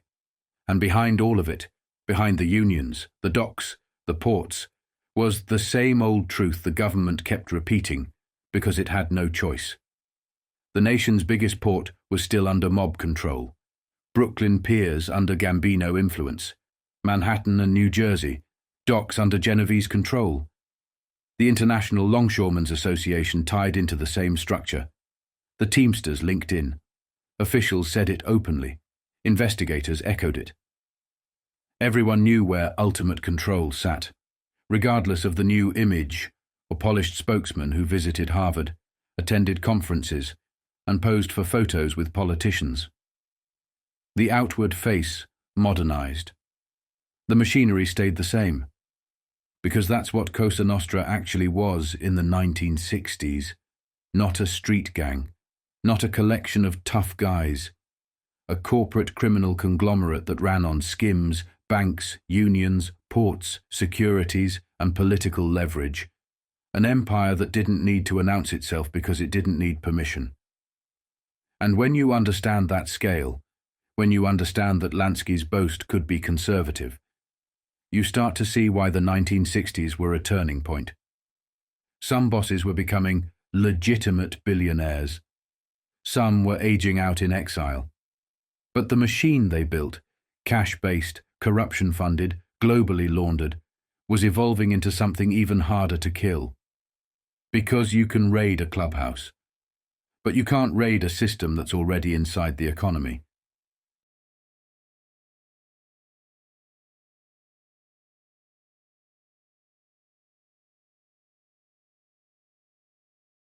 Before April 4th, before Memphis, before the rifle, the balcony, and the lie that followed.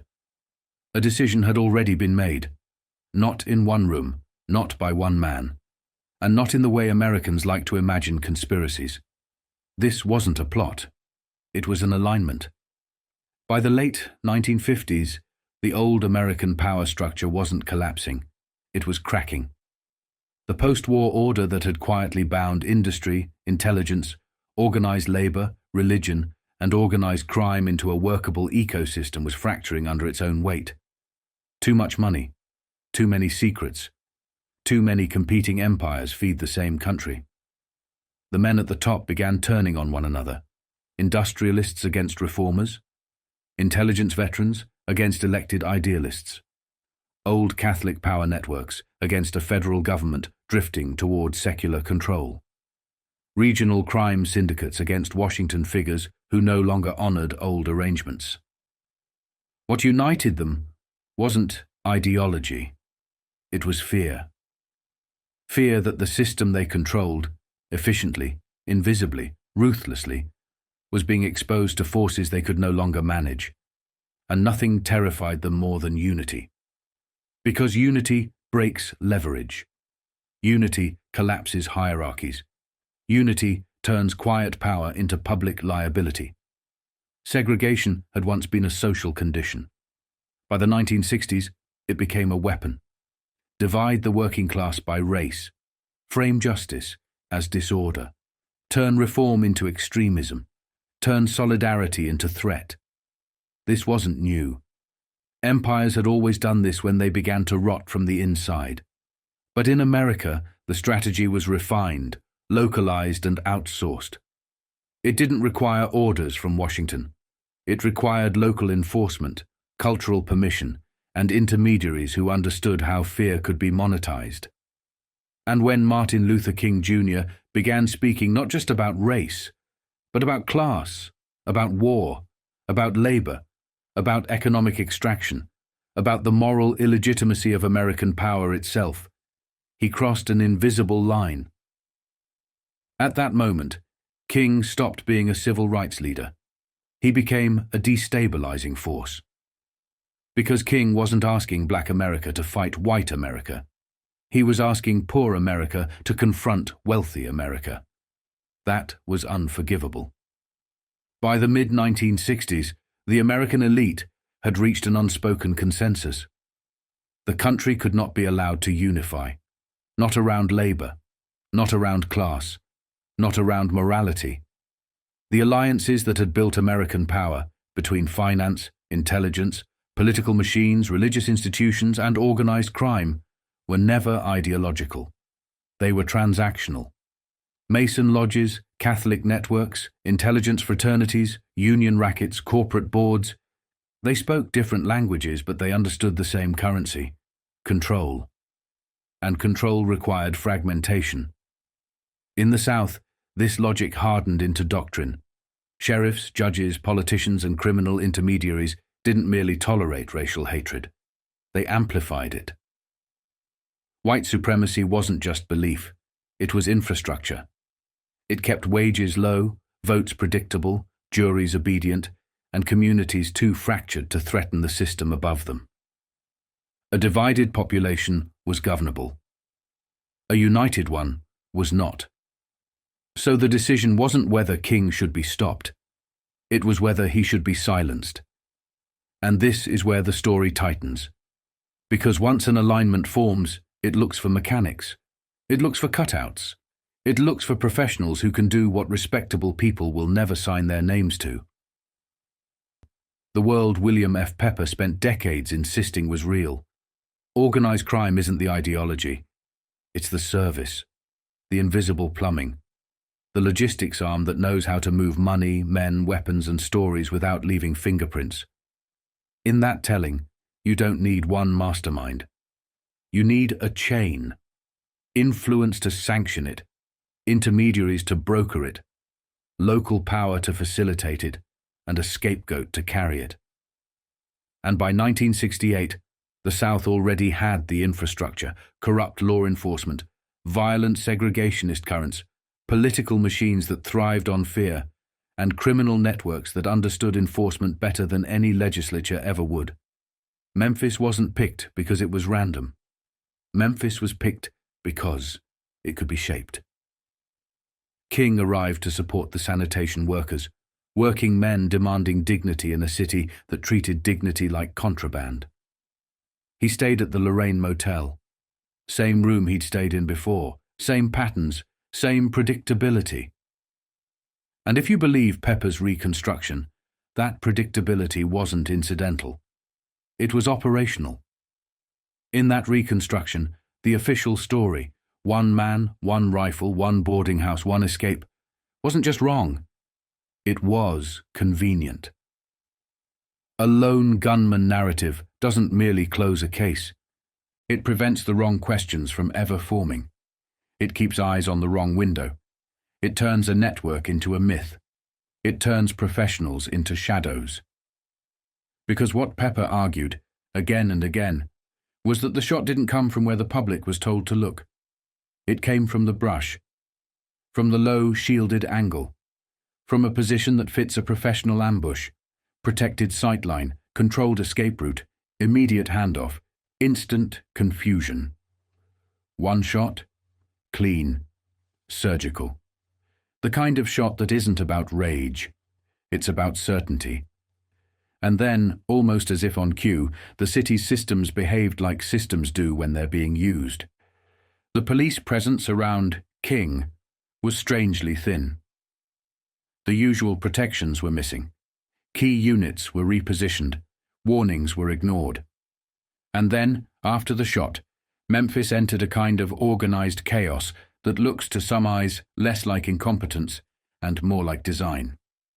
A diversion. A false chase. A manufactured urgency that pulls resources away from the real escape route. That's where the white Mustang enters the story. A broadcast. A call. A car supposedly fleeing at high speed. Units scrambling. Streets blocked. And then, nothing. No Mustang intercepted. No driver arrested. No clean paper trail explaining who ordered the chase in the first place. In Pepper's framing, that wasn't a mistake. That was the window. The noise that buys the quiet. Because the quiet is where the handoff happens. In the version Pepper put forward, and in the confession that later became infamous, a man named Lloyd Jowers claimed he played a role, indirectly, in what happened behind the Lorraine. Not as the triggerman, but as the handler at the hinge point, the back door, the alley, the brush line. Jim's grill sat in the right place, close enough to the motel to matter, positioned near the kind of back route that makes an ambush survivable. Decades later, Jowers would claim a rifle was handed off. That money changed hands, that the operation had layers, and that a name, Raoul, hovered around the logistics like a ghost handle, a cut-out identity that keeps a real chain protected. In that telling, James Earl Ray doesn't disappear. He simply changes function. He becomes the container, the pre-built narrative. The man the country can swallow because he looks like what the country expects a villain to look like. Drifting, disconnected, disposable. The perfect silhouette to project complexity onto without ever identifying the shape behind it. And if Jowers is the hinge, then the alleged funding line points back into the southern underworld. A Mafia-linked produce operator, Frank Liberto, described as the money conduit. Not the face, not the voice. The money. Because money is what turns resentment into action, and action into operation. Pepper's framework takes it further, that local law enforcement wasn't merely negligent parts of it were implicated. A Memphis officer, Lieutenant Earl Clark, appears as a figure in that narrative. Access, familiarity with terrain, the ability to move without suspicion, the ability to control a perimeter without anyone realizing they're being controlled. And then comes the part that makes operations like this endure witness management. Because in stories like this, you don't need to silence everyone. You only need to silence the people who can collapse the official geometry. The witnesses who saw the wrong thing from the wrong angle. The people whose testimony would force investigators to admit the shooter wasn't where they said he was. That's where Buddy Butler enters, the cab driver who, in Pepper's telling, saw smoke, saw movement, saw the real escape pattern. The kind of witness you don't argue with in court. You remove from the timeline. A dead witness doesn't need to be discredited. A dead witness becomes rumor. And rumor becomes unreliable, which becomes unprovable, which becomes case closed. Pepper also argued toward a triggerman more professional than Ray, a trained marksman, someone with police-level familiarity, someone whose practice wasn't recreational but preparatory. That shooter identity is Frank Strausser, with details like range practice, a matching footprint cast, and a spotter role attributed to Clark. Whether accepted or contested, that construction serves the same narrative purpose. It shifts the assassination from personal grievance to institutional capability. And once you start seeing it as institutional capability, the connective tissue begins to look familiar. Not because it proves itself automatically, but because the method is consistent. Layers, cutouts, compartmentalization, denial, and just enough mess to keep any single thread from pulling the whole sweater apart. Even the evidence behaves that way. A note, a name, a torn directory page, a link to a number, a club, a corridor that shouldn't exist in a lone gunman universe. That's the story attributed to Don Wilson, a young agent claiming he found Raoul tied to a phone number connected to a Las Vegas nightclub once owned by Jack Ruby. It's the kind of connective claim that, if true, doesn't just add a detail. It collapses the firewall between two national traumas. It suggests not merely coincidence, but a reusable mechanism. And mechanisms are what Marcello understood better than anyone. Because Marcello, in this kind of story, isn't the shooter. He's the man who benefits from systems that can be used. The man who thrives when authority and criminality can share the same hallway without introducing themselves. He doesn't need to pull a trigger. He needs the right people to feel the same fear at the same time, and to have access to the same tools. And by 1968, the tools were everywhere. A divided South, a city apparatus that could be steered, a national media machine eager for a simple villain, and an America trained to accept that history is something that happens, not something that's engineered. So the shot lands. The balcony becomes a photograph. The country fractures on cue. And the alignment, the one that feared unity more than anything, gets what it needed. Not just a death, a lesson. Because a movement can survive jail. It can survive beatings. It can survive hatred. It can survive losing battles. But it cannot survive losing its unifying voice at the exact moment that voice begins to connect every struggle into one sentence. Race, class, war, power. That's what King was doing in 1968. That's what terrified the machinery. And in the shadow version of the story, Pepper's version, Memphis wasn't the end of a man. It was a maintenance operation on an empire. A controlled demolition designed to keep America from doing the one thing it's always been most capable of doing when pushed hard enough, uniting against the people profiting from its division. And long after the cameras left the Lorraine Motel, long after the headlines hardened into official history, the deeper function of the hit remained intact. Make the truth so complicated that ordinary people stop reaching for it. Make the story so contested that the safest choice becomes apathy. Make the country argue about the window, the rifle, the drifter, while the architecture that enabled it remains untouched. That's the real victory in operations like this. Not getting away with murder.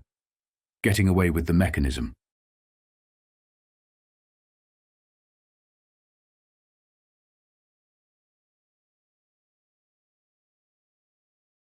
Robert Kennedy should have seen it coming. The warnings weren't whispered in back rooms. They were sitting out in the open, bled into headlines, leaking through the cracks, argued over in print. People were reading about covert plans like Operation Mongoose, and about the kind of cold, bureaucratic thinking that could even generate something as grotesque as Northwoods. The country was being shown, piece by piece, what the national security state was willing to imagine, and what it was willing to justify. You didn't need to be inside Langley to feel the temperature rising. You just had to pay attention.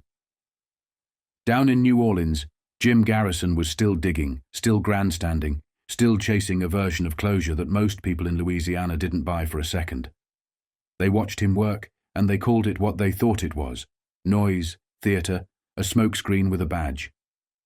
But even if they didn't believe Garrison, they believed in gravity. They believed in consequences. And they were watching Robert Kennedy. Because Robert wasn't just a politician now. He was a survivor who'd turned into a crusader. And that makes you dangerous in a country like this. Then, April 4th, 1968, happened. Martin Luther King was shot in Memphis, and the nation cracked open. Cities caught fire, the air filled with that familiar American electricity, panic disguised as certainty, grief turning into something hotter. It should have been Indianapolis next. It should have been another riot, another headline, another night where history looked like a siren and broken glass. Instead, Robert Kennedy walked into the storm and spoke like a man who understood exactly how close the country was to tearing itself in half. He didn't sugarcoat it. He didn't hide from the racial reality. He addressed it directly, knowing full well what people were thinking and what they were ready to do. He told Black Americans he understood the temptation, the pull toward bitterness, the hunger for revenge, because he'd felt it too. His brother had been murdered, and the man who killed him was white. He didn't say that to inflame anything. He said it to disarm it. He asked a question that cut through the noise. What kind of nation are we? What direction do we want to move in? And then he did something most public men can't do when the moment demands blood. He asked for restraint. He asked for compassion. He asked the country to replace the stain of violence with something stronger than violence. Understanding, love, justice, not the soft kind, the hard kind, the kind that costs you. He reached for Aeschylus, pain that drops by, drops upon the heart, until wisdom comes, against our will, through the awful grace of God. He wasn't performing, he was pleading. And in Indianapolis, it worked. While America erupted elsewhere, that city stayed quiet. For a second, you could see the alternate future, the one the system can't tolerate. Because in that moment, Robert Kennedy looked like the one man who could actually unify the country, across grief, across race, across class, at the exact point the country was primed to be split apart forever. And that's the part people miss when they talk about 1968, like it was just chaos. Chaos can be managed, unity can't. King was down, but King's people were still standing. The organizing didn't die on that balcony. The black vote didn't evaporate. The poor people's campaign didn't vanish as an idea.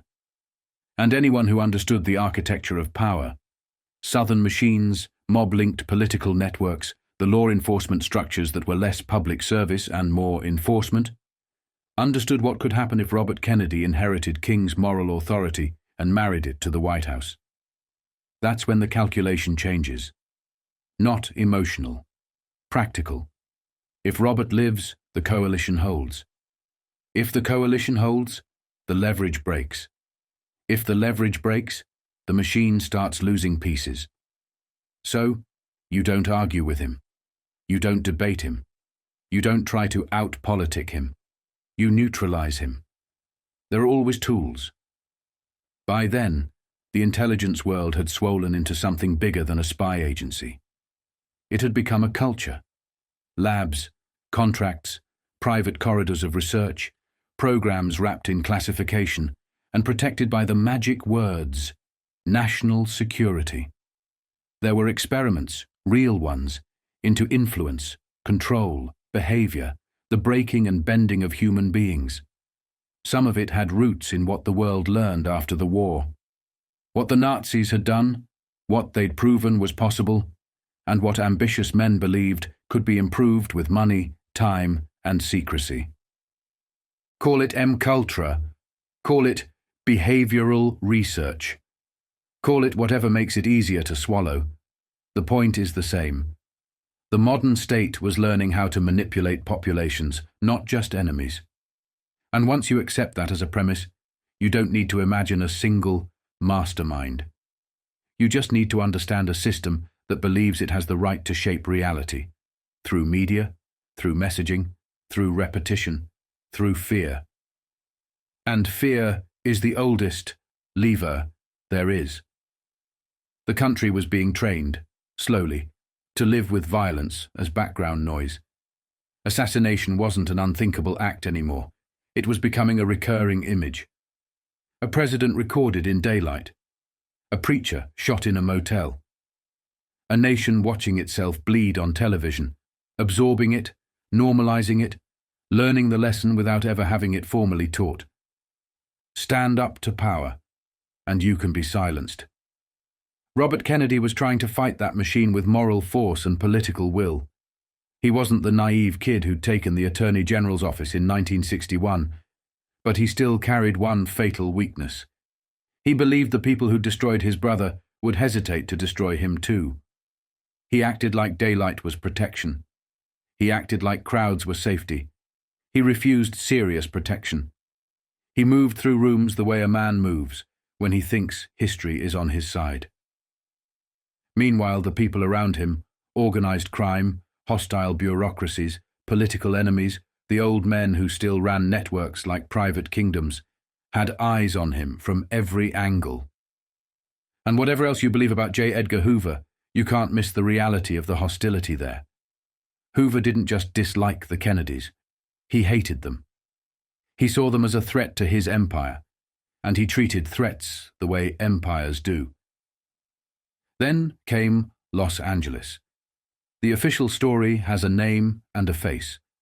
Sirhan Sirhan, a lone gunman in a pantry, a country desperate to package one more political murder into something simple enough to digest.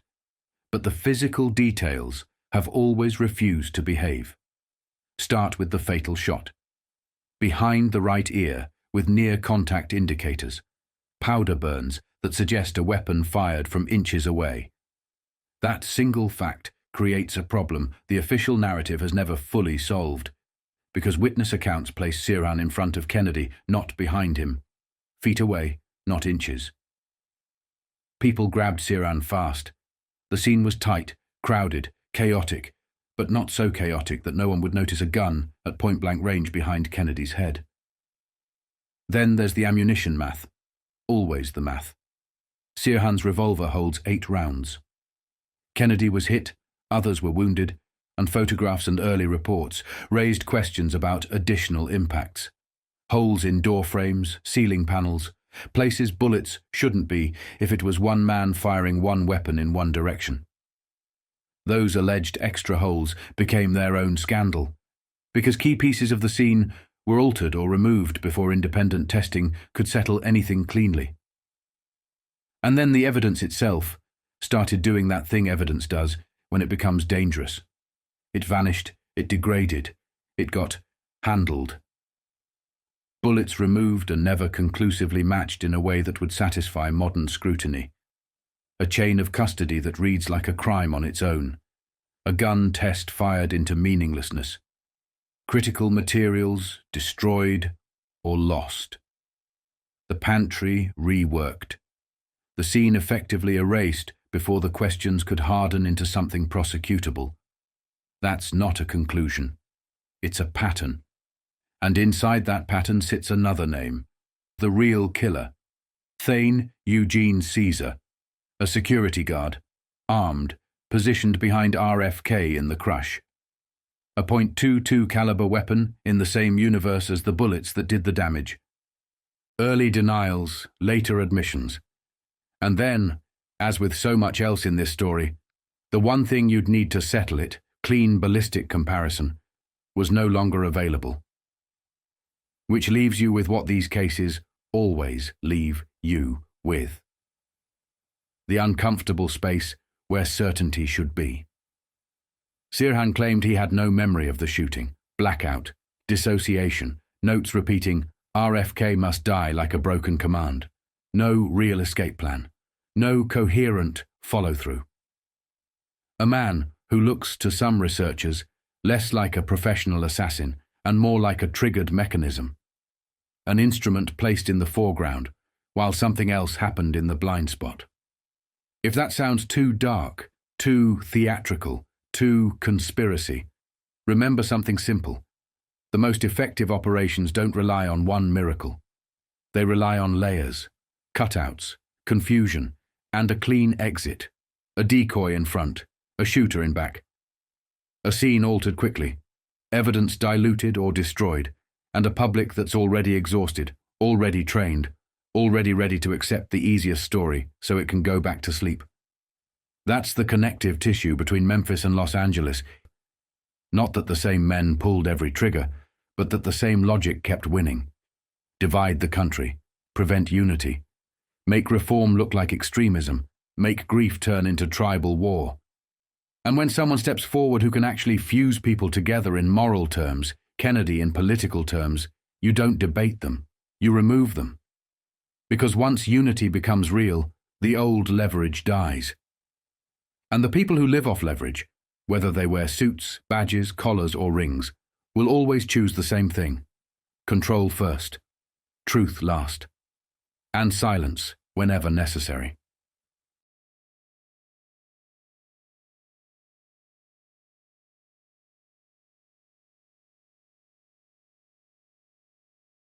Alan Dulles was the prototype, a Wall Street lawyer turned spy master, a man who moved comfortably between boardrooms, banana republics, and clandestine wars. Long before the CIA became a household acronym, Dulles was already wiring the world together: corporate power, covert action, intelligence, and deniability. His fingerprints were all over United Fruit, all over Latin America, all over the early architecture of American empire. When the Bay of Pigs collapsed into farce and humiliation, Kennedy didn't just see a failed operation. He saw a class of men who refused to leave the stage. To Kennedy, Dulles and his circle were relics of something dangerous: old god power.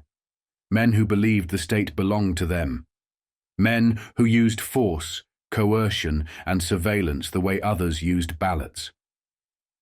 Kennedy saw no difference between them and the authoritarians America claimed to oppose: Stalin's men, Hitler's men, the bureaucrats who survived regimes because power, not ideology, was their religion. So Kennedy fired him, and in doing so, crossed a line. Around Dulles sat others who understood how the system really worked. Earl Warren, former governor of California, presided over a state where gambling thrived, racetracks laundered money, labor rackets flourished, and where Benjamin Bugsy Siegel had been executed like a liability. Warren wasn't naive. California in the 40s and 50s was a playground for organized crime and political accommodation. He'd governed inside it. Gerald Ford came later, Midwestern, disciplined, a Freemason, a man who understood continuity above disruption. He would eventually pardon Nixon, a president who had crawled out of the same shadows, protected by the same networks. Ford wasn't there to expose history. He was there to stabilize it. And then there was Hale Boggs. Boggs was different. A Louisiana power broker from 1947 to 1972, Boggs knew his state the way men who survive in it have to know it. By instinct, by silence, by reading rooms instead of reports. Before the Kennedy years, saying the word Mafia in polite company marked you as unserious. There were no organizational charts, no public admissions, no paper trail anyone was willing to acknowledge. Organized crime existed. Everyone felt it, but officially it was a ghost. That changed under John and Robert Kennedy. For the first time, the curtain was pulled back. Senate hearings mapped the structure: bosses, capos, soldiers, compartments. Each racket run like a department: accountants, enforcers, political liaisons. Once you saw it, you couldn't unsee it, especially in a place like Louisiana, where politics, law enforcement, labor, and crime weren't separated by fences. They overlapped. Boggs understood exactly what sat under his feet. When he joined the Warren Commission, he went along with the report. Publicly. He had to. With Alan Dulles effectively steering the process, and Robert Kennedy shattered by his brother's death, submerged in grief, exhausted, isolated, there was no realistic path to open rebellion inside the Commission. Dissent existed, but it was managed, neutralized, filed down until it fit the narrative. Boggs complied. But he didn't forget. As the 1960s wore on, the cracks widened. Arrests became more frequent. Books started landing. LaStella's name surfaced. Journalists got bolder. Jim Garrison detonated his investigation in New Orleans. Carlos Marcello stopped looking like a rumor and started looking like a hub. And Boggs, who knew the Louisiana ecosystem better than any man in Washington, understood the implications immediately. Calling it out directly would have been suicide. Still, he pushed where he could. Boggs said publicly that the FBI and CIA had withheld evidence from the commission. He stated outright that J. Edgar Hoover had misled the country. He criticized the intelligence agencies, especially their operations in Louisiana and Florida, operations that were never properly examined, especially those intersecting with anti-Castro activity, and Lee Harvey Oswald. He didn't buy the single assassin story in Dallas. Not fully. He watched dissent inside the Warren Commission get buried, and he hated it. Every time someone strayed from the official line, the machinery snapped them back into place. Marcello noticed. But Marcello was patient. You don't move too fast on a Warren Commission member. That's not street work. That's escalation. That's inviting heat you can't yet control. Boggs stayed alive, while the secret stayed contained. Then, they didn't. By the early 1970s, congressional oversight was coming back into fashion. Intelligence abuses were starting to surface. Vietnam had poisoned public trust. The press was less obedient. Boggs was positioned, by seniority, by credibility, by experience, to become a problem again. On October 16, 1972, his plane disappeared. A small twin-engine aircraft carrying Hale Boggs, Congressman Nick Begich, the pilot, and others vanished over Alaska. No wreckage, no bodies, no black box. Despite one of the largest search operations in American history, military aircraft, Coast Guard vessels, civilian planes, the plane was never found. It simply ceased to exist. Speculation followed immediately. Aviation had always been a perfect cover. Organized crime invested early. So did intelligence. Aircraft moved people, weapons, cash, and silence. Unions were infiltrated. Mechanics were compromised. Inspections could be signed off. Planes could be cleared that shouldn't fly, or altered so they wouldn't finish the trip. In Louisiana, that wasn't theory. It was infrastructure. Many believed Boggs's plane wasn't an accident, that it was a message, a warning to anyone thinking about reopening doors that were meant to stay shut. By 1967, Boggs had already been drifting into dangerous territory, questioning intelligence conduct, watching Garrison's investigation heat up, and drawing attention from the national press.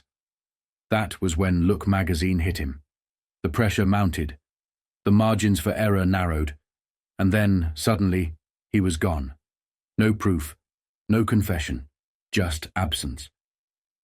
In this world, absence is often the loudest statement there is.